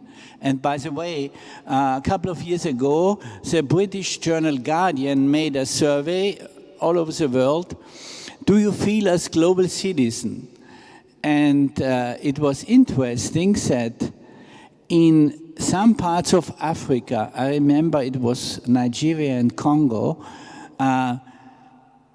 people said, yes, I feel as a global citizen. And in Europe, Austria was not mentioned. In Germany, it was very low, the rate. So in the global south, the feeling of global citizenship was much higher than the global north, according to the survey of Guardian. Thank you very much. We are coming close to our coffee break, I think. Maria, is this correct? So I'm wondering if there are still some questions or contributions? Basically, I just mentioned in the chat that no more questions will be possible because of the time constraints that we are facing. I don't know if you would like to still address the more general questions now, or if you want to convey them to the closing panel. That would be maybe another option. So the more general question was related what we do with the results of the conference in a way. An action plan and so on. Yeah, but WUS was addressed in this regard, and I just maybe a conference is a one-time event, but we are always active and we are implementing our projects, and we will definitely take this up, but we will also discuss this in the next panel. This is, as you mentioned before. I think we could go on for a long time. There are still a lot of things we could talk about, and as Achim also mentioned, it's really somehow it's when we talk about this transformation, we think about where to start, and it's not an and or, but it's that it has to start from all sides, because it can also happen that one side we say, I don't know how it's called in English, abputzen, that is say it should happen on the policy level, and they would say, but it should happen like on the individual level. So no one is guilty if it's not being achieved. Werner, you showed us also these Sustainable Development Goal Target 4.7. I also printed it out because it's very complex. Yeah, I agree. And I understand why people want to make it simpler because it's really very complex. And if we really take it into account in its complexity, I think a lot of the SDGs can be solved in a way. I mean, we are on the right path for all of the SDGs because it's the very core. But what I also understood very well is that it's a tool, this global citizenship education for sustainable development is a tool and not the end in itself. It's something, we are on a road, we are on a path, and for that, if I understood correctly, we need the courage and we need the dialogue. So thank you very much for your contribution. And now we can go to the coffee break, and then we will have the final panel in half an hour. Thank you very much.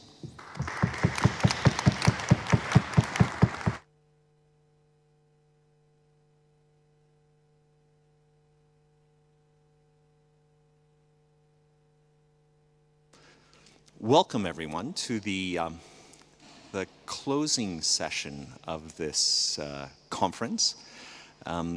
We have 3 tasks. 3.5 tasks before us, I believe. One, we're going to hear back from all of the working groups. We're going to hear kind of the summary of what you have talked about, hear some reflections on the discussions, and then we are going to hopefully adopt the declaration.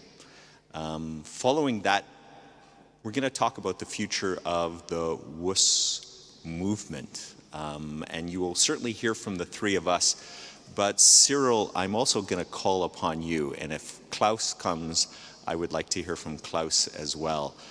Some reflections on where we should go next. I think the 3 of us will also all have some comments and thoughts in that regard. The other half thing that we need to do, and maybe we're going to do some of that this afternoon, and maybe it's more than a half thing, is really to thank the conference organizers for the outstanding job that they have done pulling this off. So we'll come to that. So what I would ask is for the rapporteurs of each of the working groups to come up one at a time to talk about their reflections on our discussions and what they heard. So we'll start with Working Group A. So Max and Agnes, if you would both like to come up, and I'll give you both. Would you guys like to go up top? No, okay. Yeah. So maybe I'll take a chair. Yeah, please. Great. Okay, I will start with a brief summary of our wonderful speakers we had via the online stream. Began with Anna Laura Sacco. She's a Senior Regional Protection Coordinator in Middle East and North African Bureau at the UNHCR. And she was talking about the Middle East and North African region, where many people and children are caught in forcible displacement. And she wants to raise attention and mobilization, and we need to look out for families and especially access to the learning environment. And the aim is equity, quality education. So then the next speaker was Fernand de Varenes, the UN Special Rapporteur on Minorities. And he was talking about the crisis of access to education and the growing divide between poor and rich countries and within the countries. And we need to have an inclusive, equitable education because the pandemic was worsening inequality. and this also has a cultural, linguistic, and gender dimension. And there's also the problem of the vaccine gap, where we could lose a generation of learners. The second speaker was Angela Kostse from the Romani Studies program, and she was talking about the discrimination of Romani children and that children need a good environment to not fall behind. The next speaker was Alison Talkers from IOM, and she was talking about the improvement, that we need to have improvement of migrant education, and access to a national education system is key. And there's also the funding gap, where lots of,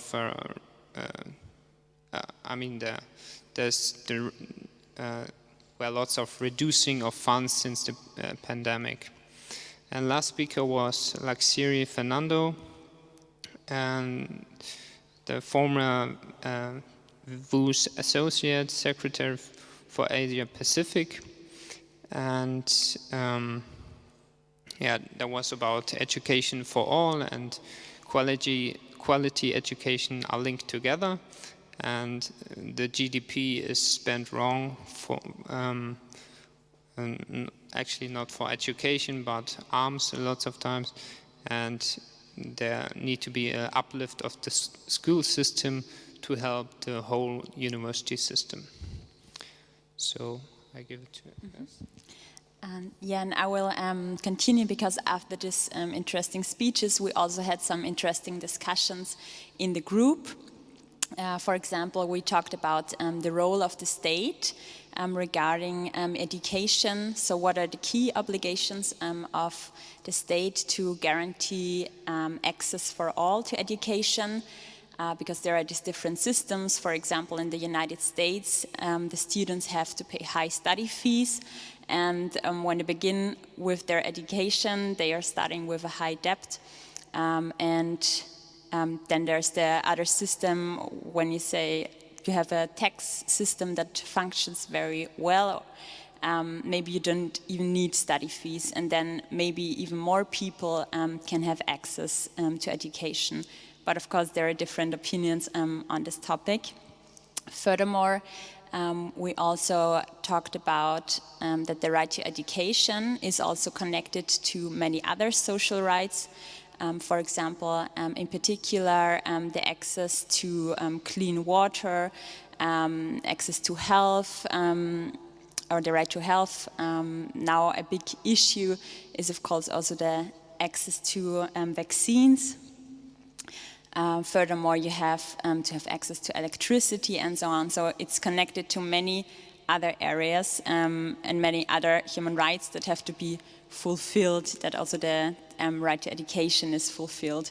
Then we also talked about the Greek refugee camps, and that's also a big failure of the European Union, that so many people do not have access to basic human rights, and in particular to the right of education. And another interesting point was that a girl talked about the corruption in her country, and that this is also a big challenge to guarantee the right to education, because in many countries in the world there is corruption, and this is a big problem and a big barrier to fulfill the right to education. Yeah, thanks. Yeah, back to you, Chris. Okay. Thank you both very much. We're going to then move on to Working Group B. The rapporteur for Working Group B, would you like to join us up here? And that's you. Surprise, surprise. Wolfgang. We haven't heard from you yet this morning, so. Okay, thank you very much. Actually, we had two rapporteurs, moderators, but both had to leave. And so I was left alone, more or less, to complete the task. and I will try to do it as good as possible, but I would also like to invite members of my working group to complement if I miss anything which they consider important. And our working group, as you know, was dealing with the issue of civic shrinking space and academic freedom. And we started off with Sjur Bergan from the Council of Europe, who discussed what is the issue of academic freedom, properly speaking. That is not so easy because there is not necessarily the definition on academic freedom available. He also emphasized the importance of the need of competencies for democracy, which I think is an important issue in this respect. Cyril Ritchie, who is the president of the Union of International Associations, was focusing more on the shrinking space for civil society and giving us some examples also in this respect, and coming to the conclusion that it's time to do something and not only to talk. But, you know, in his age, you have to become a bit pushy, I think, in order to move things forward. We had a longer discussion than on the presentation of Michael Lysander Freemuth from the Ludwig Boltzmann Institute, because he was dealing with the issue of the exclusion of certain speech, academic and non-academic. The catchphrase could be cancel culture, for various reasons: colonial, racist, religious, anti-feminist, identity, and so on. And he gave some examples, like, for example, students blocking a lecture on Immanuel Kant, boycotting or even physically attacking educational institutions, and showing that this is not only an issue of illiberal countries where you have such restrictions, you would not be surprised, but that this can also happen in Western democracies, and indeed is an increasing trend, with the effect, or with a certain chilling effect. Yeah? So, for example, in the UK, a study showed that there's widespread self-censorship on parts of the academics because they do not want to get blamed by students or other colleagues for certain views they would like to express. And now the governments are also trying to deal with this new problem through countermeasures, like in France, in the UK, where there's a very far-reaching human rights education bill being adopted, where you ask yourself whether this is not going to the other extreme. So Freemuth comes up with the idea that academic freedom has also to cover controversial views, and we agreed as long as this is ethical and in the human rights limits. And he propagates a kind of right to provocation, but also to be provoked.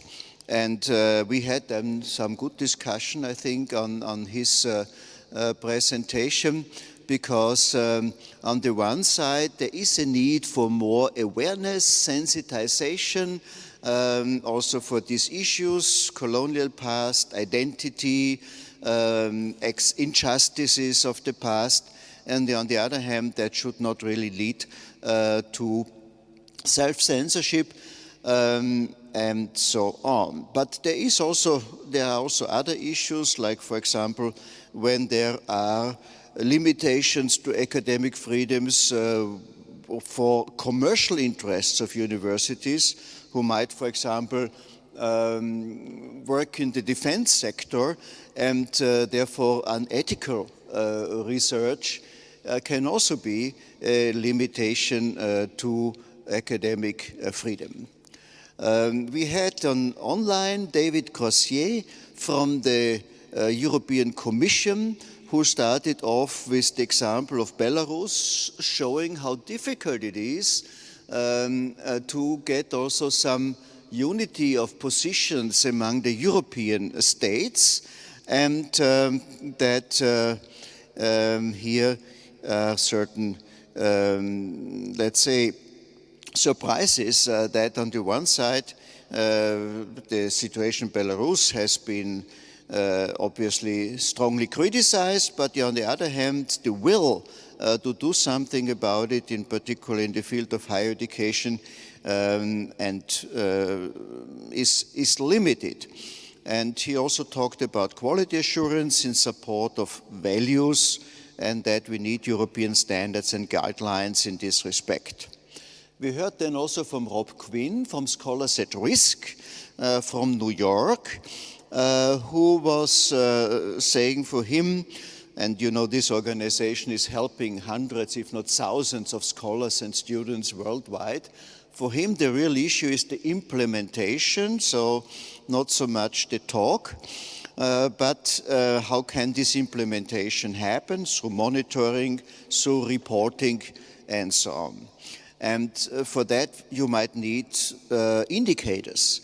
And here, Jannika Spannagel from Germany introduced the new Academic Freedom Index and its methodology, which allows, on the one side, to identify certain global trends, but also say something about national situations, but not university situations, as we also heard. Now, with regard to this morning, we had two case studies, if I may say so. One was by Jolanta Bielaus-Kaite from the European Humanities University in Vilnius, who talked on the situation of students and academics from Belarus, of which many are hosted at this university, which originally comes from Belarus. And was closed in the past, had to move to Vilnius, and she gave some very interesting insights. On the one side, showing the dimensions of, let's say, academic refugees, but also that they are not necessarily coming to the Western countries because they don't speak the language, so that some of them prefer to go to Russia to continue their studies because they feel more at ease with the mentality there, with the language issue, and so on. So things are sometimes a bit more complex than we might think, and that was eye-opening, I think, for us. Naif Beswan, who is a scholar who is presently in Germany, he joined us because he was a signatory of this Academics for Peace declaration in Turkey a few years ago. And he reported about the persecution which all these academics, far beyond 1,000, had to suffer as a result of simply signing a declaration which said we do not want to be part of this war against the Kurds, and in the Kurd territories where more than 2,000 people have been killed within 2 years. And they became then subject to various forms of persecutions, which he also explained. And the question then was to what extent international institutions like Council of Europe and so on were sufficiently supporting these people in the aftermath. And finally, Martina Darmanin from the European Student Union gave us a very good insight into the priorities as students see it at the moment when it comes to academic freedom, which means in view of the shrinking civil space, stronger student participation, countering the backsliding in academic institutions, or let's say in academic legislation reforms, assuring public funding, better working conditions, the precariety which we discussed yesterday, and ending up with a student rights charter. One issue which was also quickly discussed was the question if academic freedom has any role in university rankings, which is not the case, but maybe should be. And then also the question, how can we deal with these various forms of limitations, restrictions of academic freedoms which were presented to us, and the dilemmas international organizations may face by, on the one side, keeping the dialogue open, and on the other side, showing a firm position against the degradation in this field. Thank you very much. Great. Thank you, Wolfgang. Could we hear from Working Group C?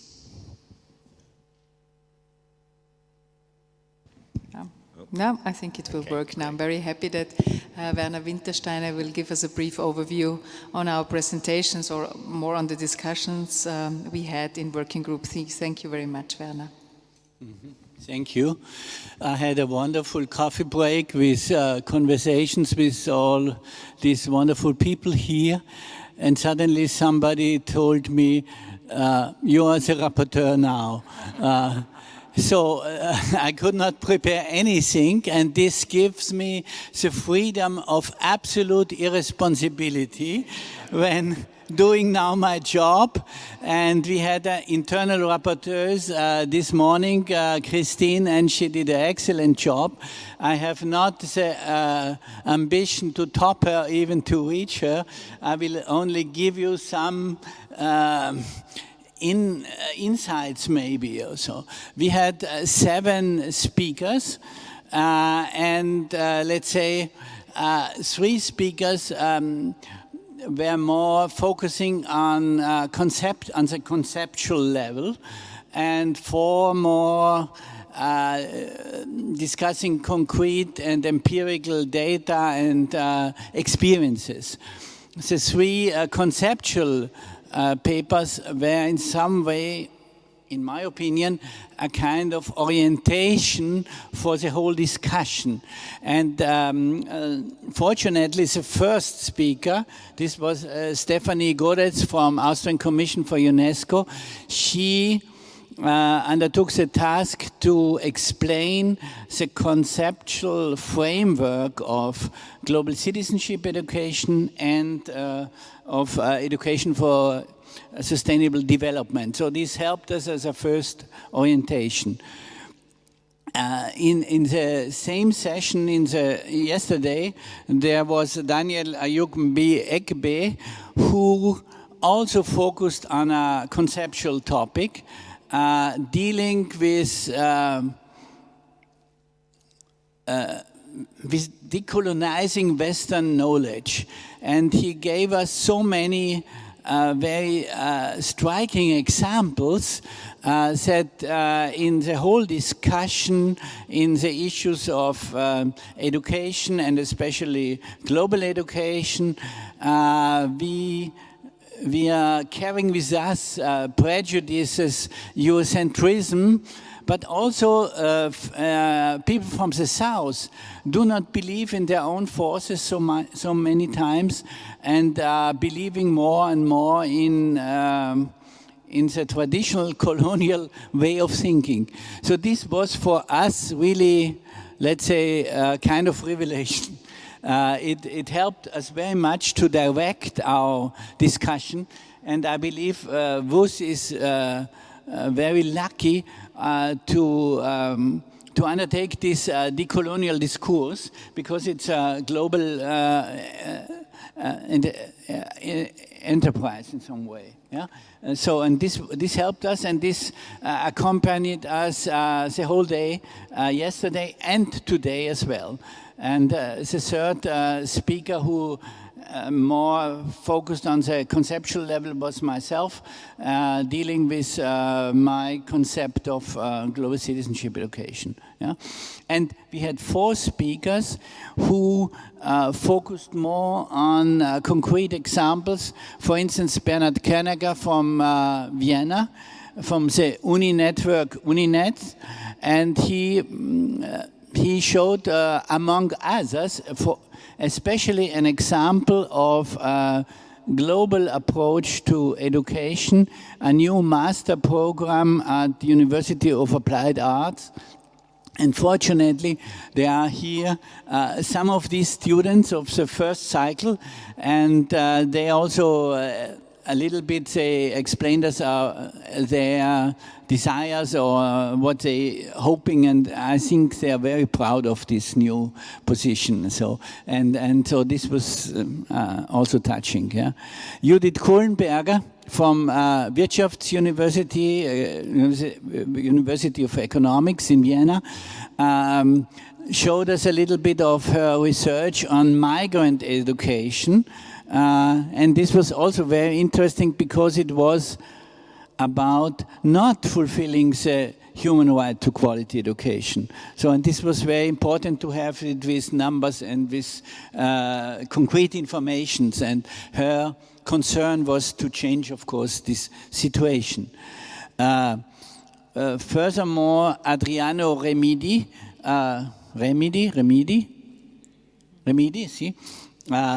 He had worked in different global campuses, for instance in Sarajevo and now in Timor-Leste, and he explained us this wonderful network of global campus of human rights, and I discovered, so you see it's very personal, my report, I discovered that this is a wonderful model of behaving as global citizens and focusing on human rights.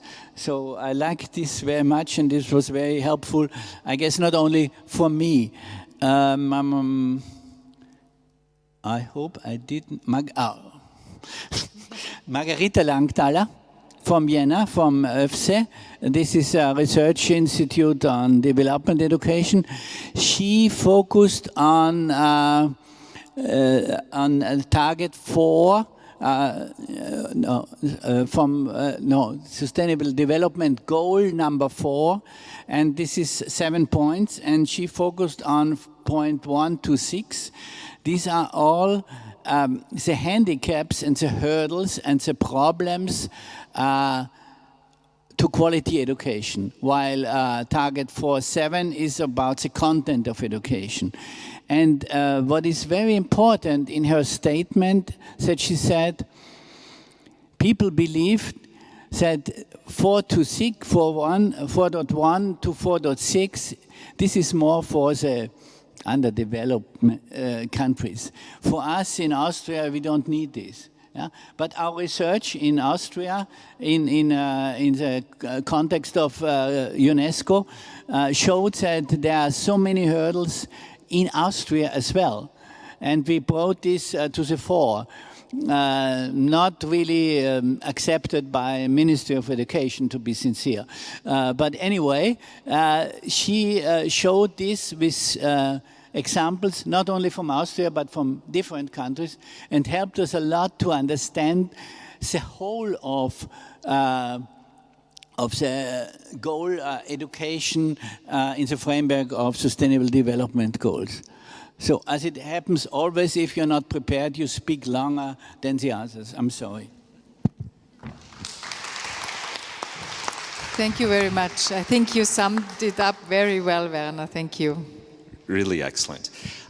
So we have had 3 distinct but closely related sets of discussions within our working groups. And there's a lot of content in each of those working groups, some of which is actually paralleled in some of the other working groups, some of the issues that were discussed, and some which are really distinct in and of themselves. And there's a lot of nuance in all of the discussions that we had as well. And that posed a little bit of a challenge to us in the preparation of this declaration, because this declaration in many respects captures a lot of the discussions we've had, the analysis that we've brought to the table, and then makes a really good attempt at challenging us about what we should be doing next. This preparation of this document has taken some time. It started a couple of weeks ago with some of the organizers of this conference and some of the speakers and panelists starting to feed into the document. It continued all the way up, revisions continued all the way up to the beginning of our conference. Following our discussions yesterday, there were additional kind of inputs and changes that were proposed by some of our speakers. I see them there based upon all of those discussions. And even this morning, I know in some of the working groups, there are some small additions that people would like to make. I think this is a really, really great attempt, a really great document that captures the comprehensive nature of our discussions and our call to action. So what's going to happen? What we would like to happen is we're going to adopt this, declare this adopted. Oh, you didn't tell me that.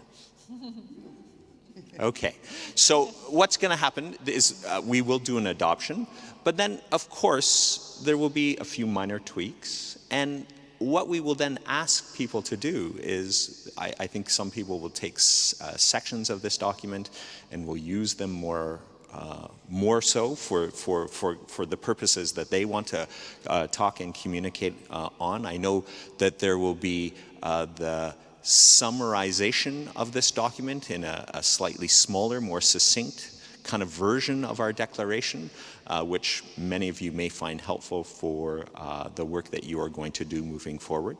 So we're going to kind of adopt it where it is, and then some additional work will happen that will allow people to use the document in different ways. But before we adopt the document, I think Wolfgang wants to say a few words. Thank you very much, and thank you also for explaining a bit the process behind. We had a kind of drafting committee, which was consisting of the co-organizers of this conference, so the 3 WUS committees, Central European University, also Cyril Ritchie was part of it, and we went through now altogether 6 drafts. So what you got this morning was the final draft based on several revisions which came in, I have to say, until this morning, and as much as possible they were also taken into account. Certainly when you do such a document, you have to balance. On the one side, there is a variety and a richness of ideas, what should be reflected, and I would like to use the opportunity to thank all those who have contributed with their ideas, their language, and so on, until the English speakers, the native speakers who told me you put a comma there and not there, and so on.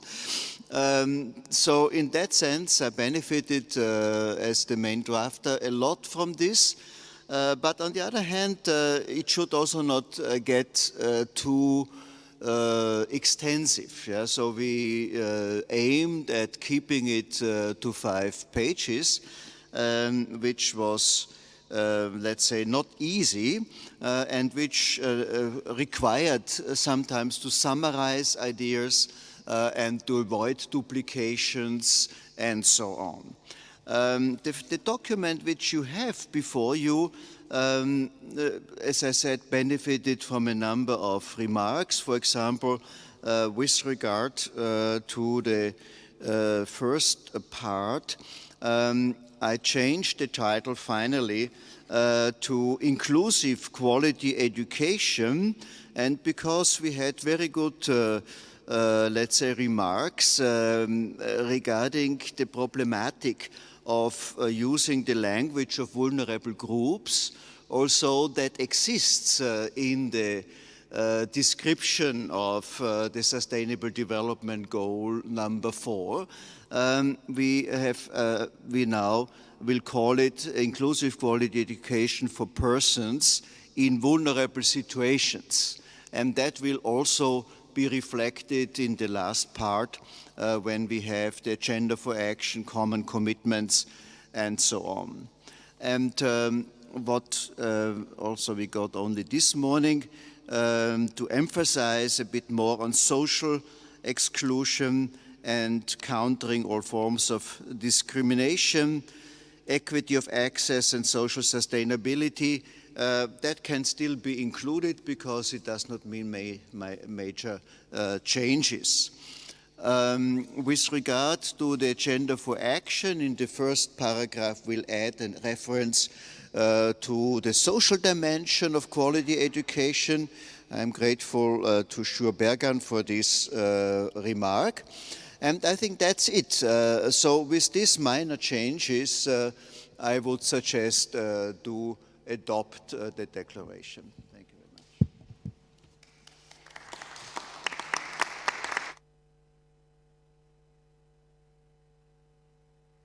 Okay, thank you all.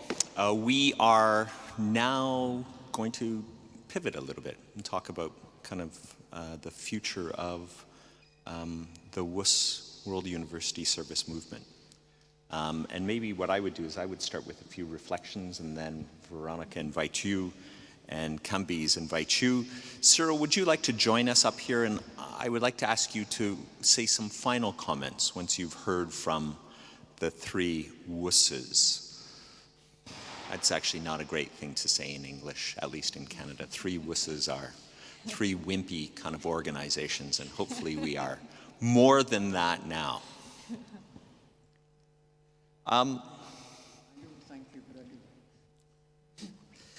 So we spent a few days both looking back at our history and also now, I think through our agenda for action, looking forward.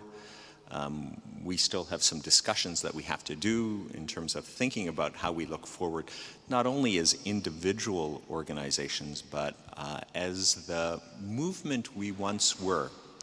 And I think that's what I found really rich in our kind of historical reflection as an organization, the extent to which we were a global movement and a really consequential global movement.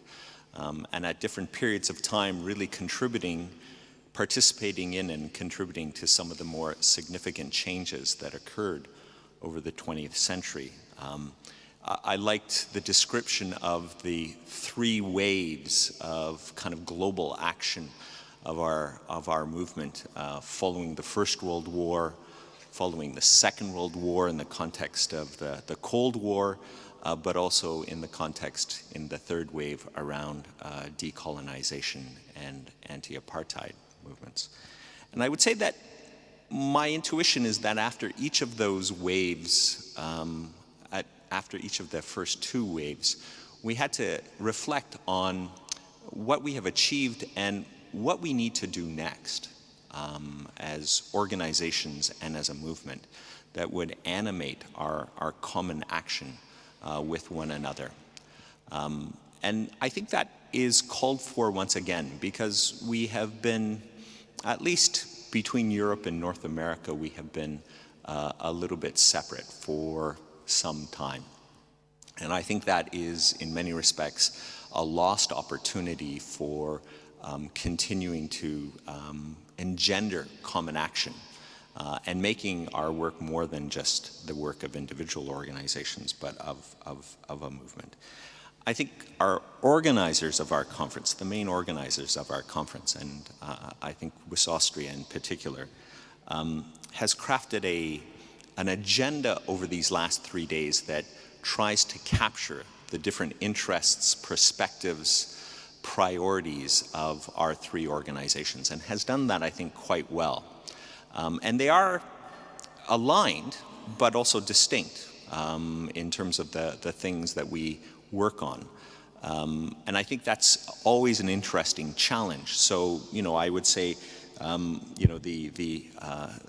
division, the main division, I would say, between North America and our colleagues in Europe relates to the focus on academic freedom, which is not something that we work on in the Canadian context. There are others who work on that very, very important issue in the Canadian context.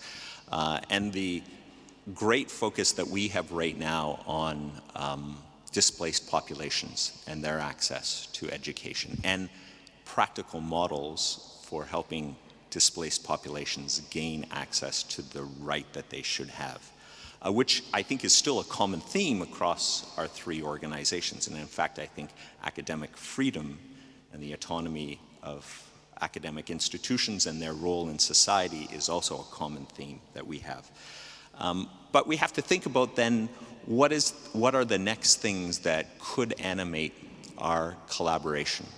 Things that pursuing alone would make us less effective.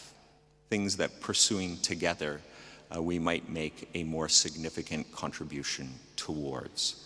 And so, you know, we've talked a little bit about Afghanistan, and maybe I will say a few words about Afghanistan and the response to the really horrible situation that is happening there in terms of the access that many people have to their rights broadly, but also to the right to quality education.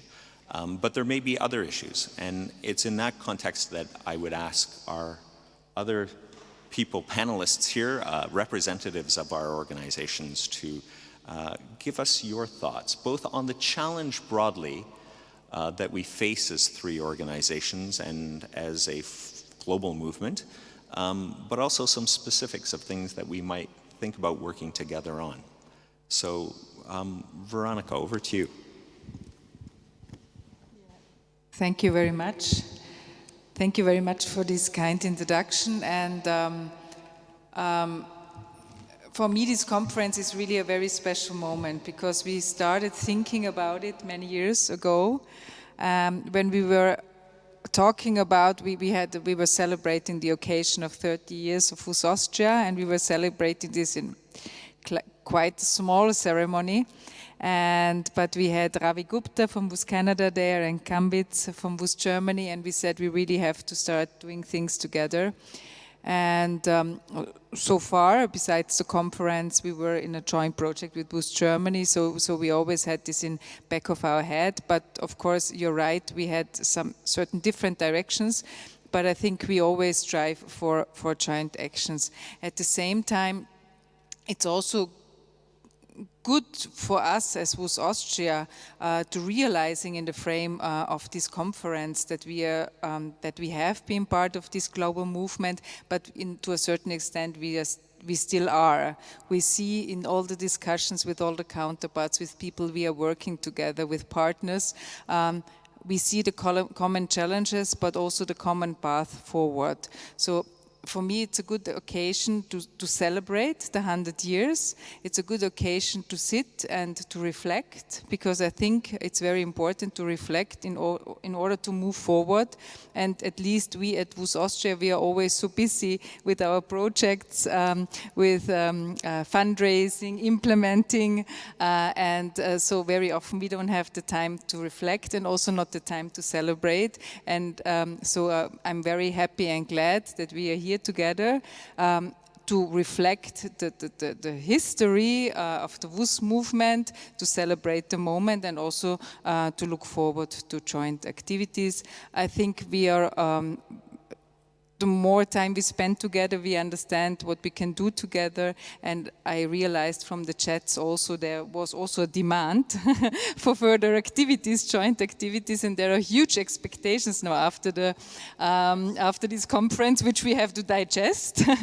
But I think the WUS movement likes challenges, and so I think we are looking forward to this challenge to do more together in the future.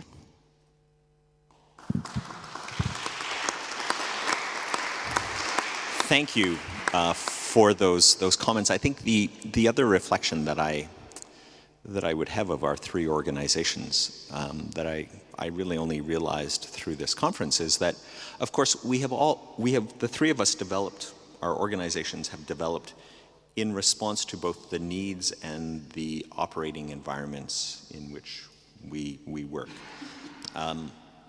But in all three of those contexts, we've been very consequential organizations. We've found really important niches to pursue our mission as organizations. And I think that is both wonderful, remarkable, not remarkable in some sense because we're serious organizations, but a really great attribute for us as organizations. So Kambiz, your thoughts? Yes, thank you. I think after 101 years, there are still a lot of things to do. We have not finished our mission, and this means for us, at least in WUS Germany, that in the short term, we have to campaign and, if possible, also to support the implementation of the SDGs. We left only 9 years now until we have to give a report what we have been done to implement and to achieve the SDGs. And for us, it's important that we contributed in the short term what we already started for the SDG number 4, education. And this means also that we are going on to incorporate students, mainly students from Africa, Asia, Latin America, who are studying in Germany, to bring forward to the German educational institutions, like the schools, but also other institutions, their view about SDGs and how to achieve this, and why the SDGs are important, not only for the South, but even more important for the North. If you remember, we have the MDGs before we adopted the SDGs, and the MDGs have been focusing on the South, and it's the first time that the governments all over the world agreed on the SDGs. I know there's a lot of criticism about the SDGs. They are too weak and not very concrete and so on. But nevertheless, it's the first time that on a universal level, on the international level, we have something in our hands as civil society to contribute a little to a better world. And we as World University Service in general started 101 years ago also with this main goal, the main goal of education as a human right. And in the very clear mission that has been set up, it's our responsibilities today to contribute to this mission. And also it's important, once again, to assist those persons who are refugees, who are in exile, to give them as much as possible opportunities to be part of these educational systems in the different parts of the world, to have access to education. And it's our responsibility to raise the voices towards the governments, not only our own governments, but all governments worldwide, to realize that the access to education is also a right for refugees, for persons in exile, and to make clear what contribution these refugees can provide it to the host countries. They are not a burden for the host countries. There are very good incentives for those host countries with all their experience, all their ideas, and therefore this is also important for us, not only in the short term until 2030, but also beyond. And it's also important at the short term, and Chris was mentioning this in the case of Afghanistan, that we have to do as much as possible to give all the Afghans now living in exile the opportunity to set up their own exile online university. We will go to invite for a conference on the 10th and 11th of December to Frankfurt, and we choose the 10th of December as the starting of this conference because, as you know, this is the International Day for Human Rights, and this would be a good occasion to show what WUS can contribute to such a digital online university, which are run by Afghans themselves in cooperation with partners from universities, not only in Germany, not only in Europe, but also worldwide. And I can imagine that, for example, in Canada, with all the experience, there are a lot of academics, a lot of universities who could be partner of such an important new model, role model for online universities, because now we are dealing with Afghanistan. But what will happen next year when we have another crisis, another situation in another country where people have to leave their countries? And therefore this model of a digital university for people in exile, for refugees, I think could be a very important contribution of WUS, the whole WUS family, to support the founding idea of WUS, human rights of education. And in the long term, but it's also a short term responsibility of WUS, is not to forget the humanitarian aspect given to students and academics worldwide. We have seen the outcome of the COVID situation, what this means for schools, what this means for universities, and to tell you what we have doing during the last months or more than a year now to support students and academics in Vietnam. What we are delivering is not only financial assistance in form from scholarships for the students there, because they are affected, mainly the families are affected by this COVID and closure of the factories, and the whole country is more or less affected very seriously by this COVID. But we have been sending out nearly 1 million antigen rapid tests, and thanks to the donations by the 16 German states and the free transportation by Vietnam Airlines, it was able to bring this rapid tests to Vietnam, so that at the schools and universities they are now able to test who is affected and who has to be treated against this COVID. And this is what we are trying to do, but also lobbying towards the German government, not only to provide the vaccine via the COVAX initiative, but also on a bilateral basis to other countries as well. You see that WUS also has still, what was mentioned by Cyril yesterday, this humanitarian aspect. And if I'm looking what WUS Austria have done in the past regarding humanitarian assistance to the Balkan states, or what WUS Canada is doing for decades in this regard, I think humanitarian assistance is still and will be, I think, also in the future, a very important activity by WUS, because WUS has the network and I think also the capacity and experience to deal with such situations. And therefore, I believe our mission is not complete, finished. We have still a lot of things to do. And as in 1988, the so-called Lima Declaration was an important milestone for us in WUS. This Lima Declaration has been adapted also by other organizations and have the basis for the UNESCO activities regarding academic freedom. The now adapted Vienna Declaration of today will also be a very important basis for our further activities, and is, as Chris was mentioning, we can use now this Vienna Declaration in many aspects for lobbying what we have been put to this Vienna Declaration with a lot of good ideas, I think, and this is something that we have to check again, maybe to monitor, maybe in the next 5 years, 10 years, 20 years, what is the outcome, as we have done it with the Lima Declaration in the past.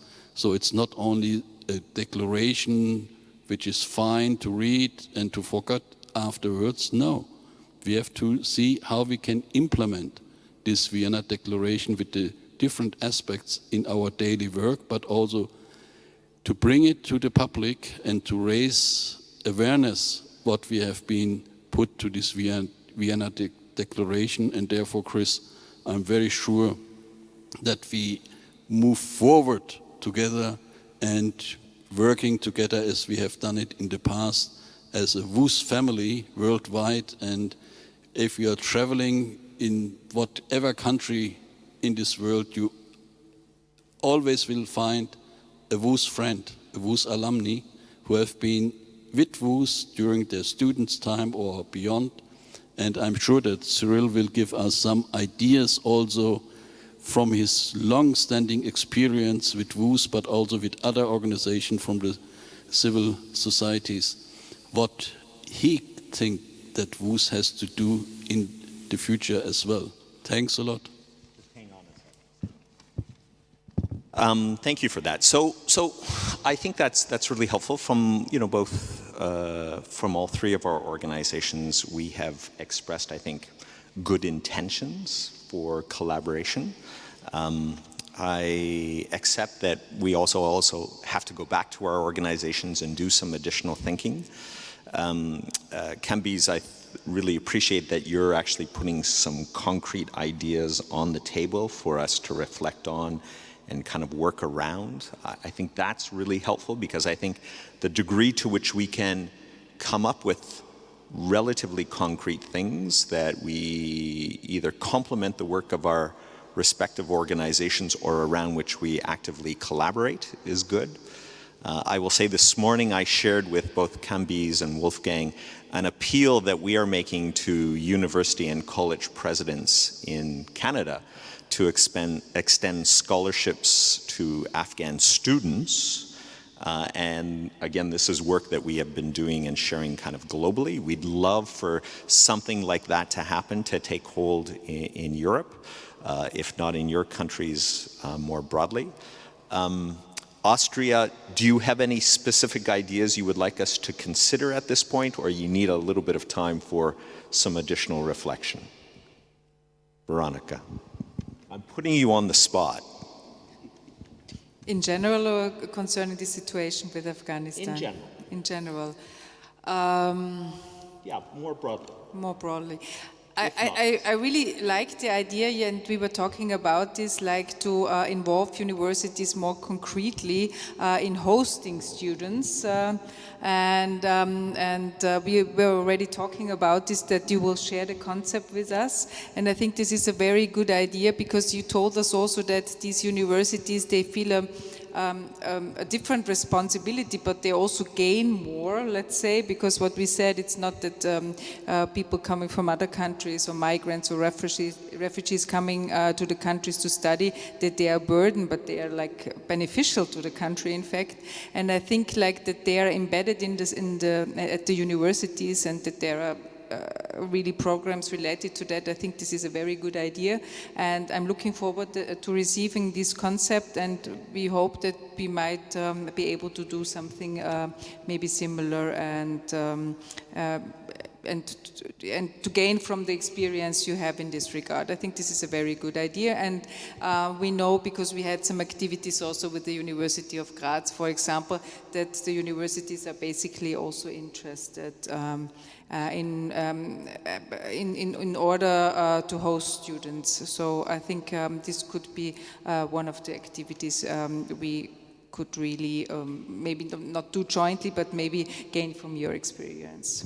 So a couple of ideas then on the table related to Afghanistan. I would say that, Kambiz, I hope I'm not speaking out of turn, but on behalf of both of our organizations, I think we would welcome additional ideas from WUS Austria about things that we might do together, whether it's in this realm or a little bit more broadly.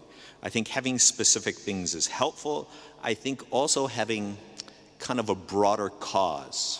Like, we have a very broad cause, a very important cause, but something that is very specific kind of now that could unite the work that we might do together is also something to think about. For example, I know for you, academic freedom being a really, really big issue, and there's a cause that has very specifics around which organizations can do some work. There may be other things as well. Yeah, What also came to my mind, this is activities which we are doing in Kosovo at the moment, and they are related to the human rights-based approach in educational planning, because also in the course of our working groups we were discussing, should it be a top-down or a bottom-up approach, this transformational process, this education for sustainable development, and in Kosovo, we really are striving to introduce this human rights-based approach really already in the planning phase on various levels. So we are involving ministry, but also accreditation agency, but also universities, faculties, but also the students, in order to having this a joint endeavor. And I think this is very good, because it really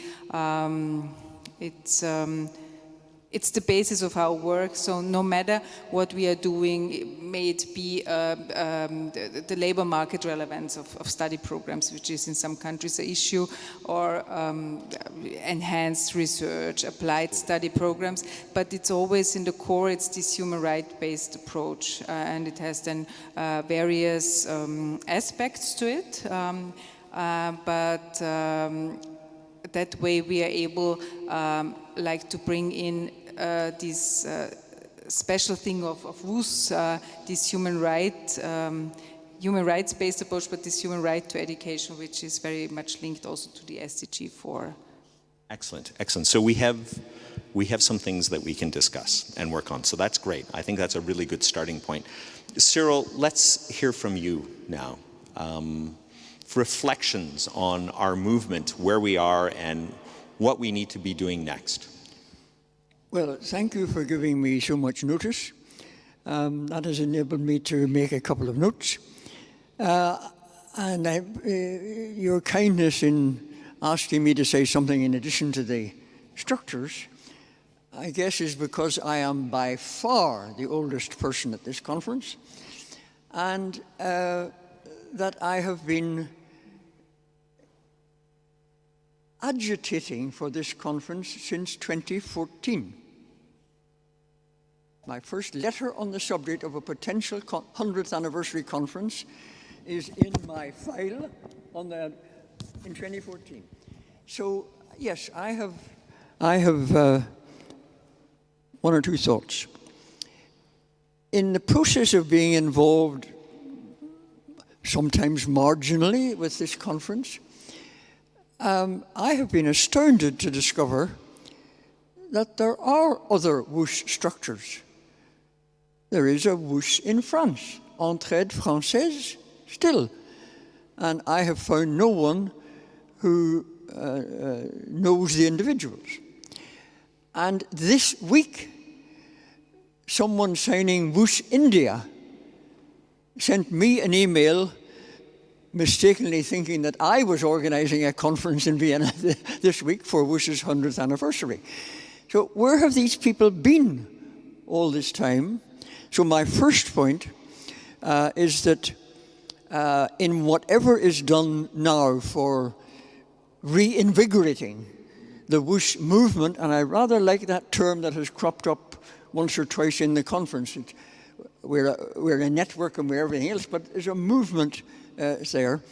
In reinvigorating that movement, please get in touch with these structures that we know now are somewhere out there, and maybe others that we simply haven't found. And in the reinvigoration endeavors, you might consider consulting some of the more coherent alumni, some of whom are, many of whom are contributors to the book, of course. Don't just leave the alumni knocking at the door. Now, I suggest that those who will lead this, what I call reinvigoration process, I use that because it's absolutely open to interpretation, and you'll need that. Some people will say, what the heck, well, why? Don't be put off by the naysayers. They're always out there. So in leading the reinvigoration process, I suggest you have sort of three headings to look at. on principles. On what principles do we want to go together, go forward together? Second heading, structures. I'll come back. And third, possible major shared actions. And of these three headings, principles is by far the most important. Because if we can get agreement among the three to start with, and then among others who are part of the constituency in the broadest sense, if we can answer the word that you used a moment ago, Chris, about the cause. What is our cause? If we can get some sort of agreement towards that, we may be we may be able to move from stage 1 to stage 2 and envisage a stage 3 and so on.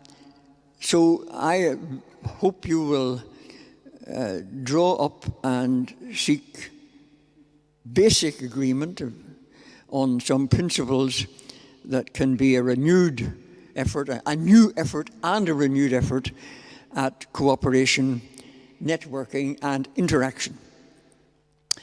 And as my throwing out as a starting point on principles, you know, I make so many speeches, I'm always quoting myself. Yesterday, Cyril Ritchie once said. Yesterday, I advanced what I called 4 eternal values of WUS. So I offer those for your consideration. And yesterday, I also quoted the 1980 statement by the then WUS president at the Managua Assembly, which contained some principles of working together. So I suggest you look at those as well. And as somebody who seems to have files on everything, let me now read to you some principles from the 1952 WUS General Assembly in Grenoble in France. The then chairman was Dr. Gerhard Riegner, a refugee, an expellee from Nazism, who spent almost his entire life as a stateless person thereafter, and it was a very long and very productive life. He was the founder thereafter of the World Jewish Congress, which has become a tremendous influence in the world. So Dr. Gerhard Riegner, who maintained his interest in WUS until the day he died, I was in touch with him throughout his life for many reasons. Dr. Gerhard Riegner, at the 1952, remember that's only 32 years after WUS was founded, and it's, what is it there for 70 years ago. So, his 5 principles were the following, and you'll get them in writing, of course, but I think it's important to say that I quote these as I quoted the eternal values because that's why we're together. And that's what Ian Wright meant in his Managua statement. We work together because we believe in the same things. What we do then can vary. So, Dr. Gerhard Riegner's principles were, the most important is a belief in the world, a belief that the world could not be separated, but that all were linked together in a common fate. Secondly, there is the credo of the dignity of man. This was 1952, so today we would, of course, speak of men and women and humanity. But this is the credo of the dignity of man and confidence in his, now her, creative and constructive capacities. A belief that we have constructive contributions to make to shaping of the world, and that the destiny we face is partly, I would say largely, in our own hands. Thirdly, the belief in the equality of races and nations.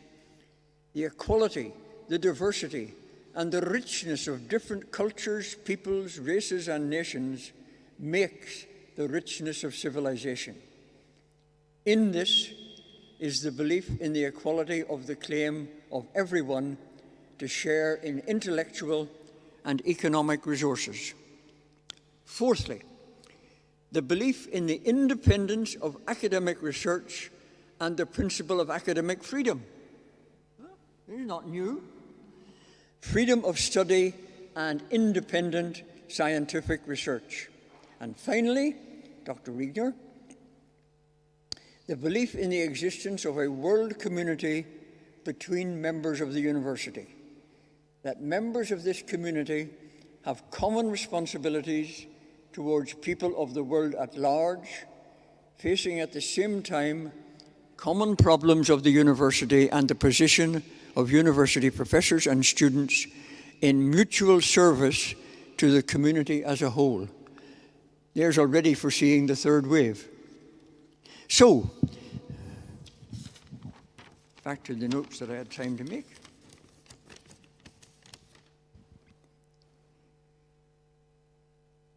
I suggest that the three committees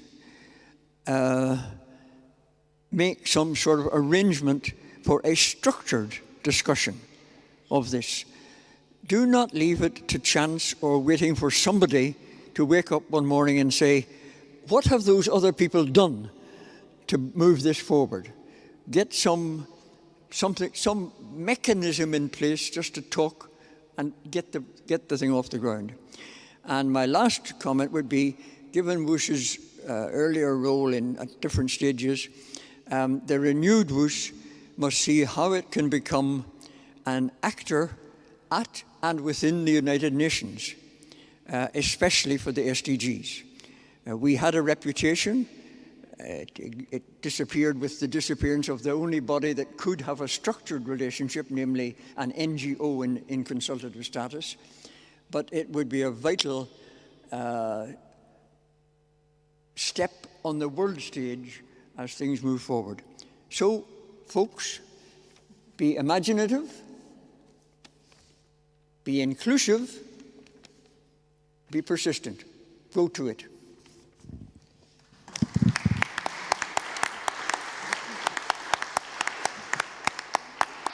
Thank you.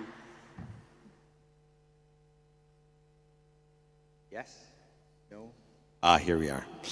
Thank you for that challenge, for the suggestions of how we go about this, for sharing those eternal values. They are eternal in their essence. They maybe need a little bit of updating in terms of language and thought, but really, really excellent contributions. So the task has been put to us.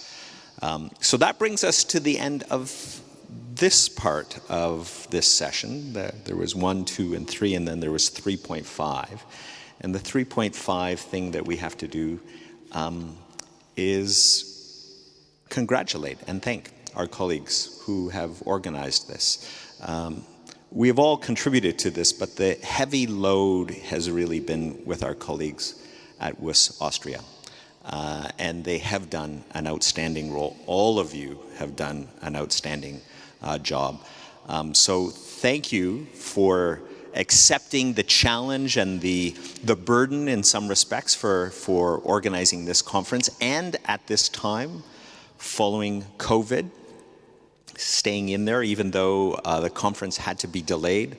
I know that it's Kambiz who at some point said, challenged you to do this. I get the sense that you didn't even reluctantly take up that challenge. It was like, we've already accepted to do this ourselves. Maybe, maybe not. But, and we will get together again soon, because I understand that Kambiz has accepted to organize the next get-together relatively shortly. I think you said something along those lines.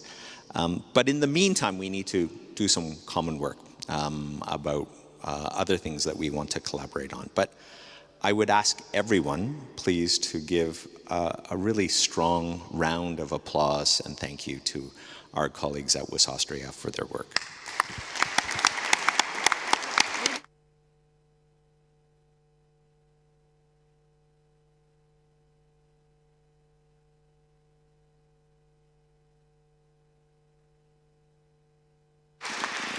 Maria, Luise, Natascha, Mark, and of course Wolfgang. I believe we may still have some people online, so I would like to thank all of those people who were panelists online And all of those people following and participating in our discussions online, thank you for joining us. It actually really added significantly to all of our discussions. So thank you, and at this point we say adieu, goodbye.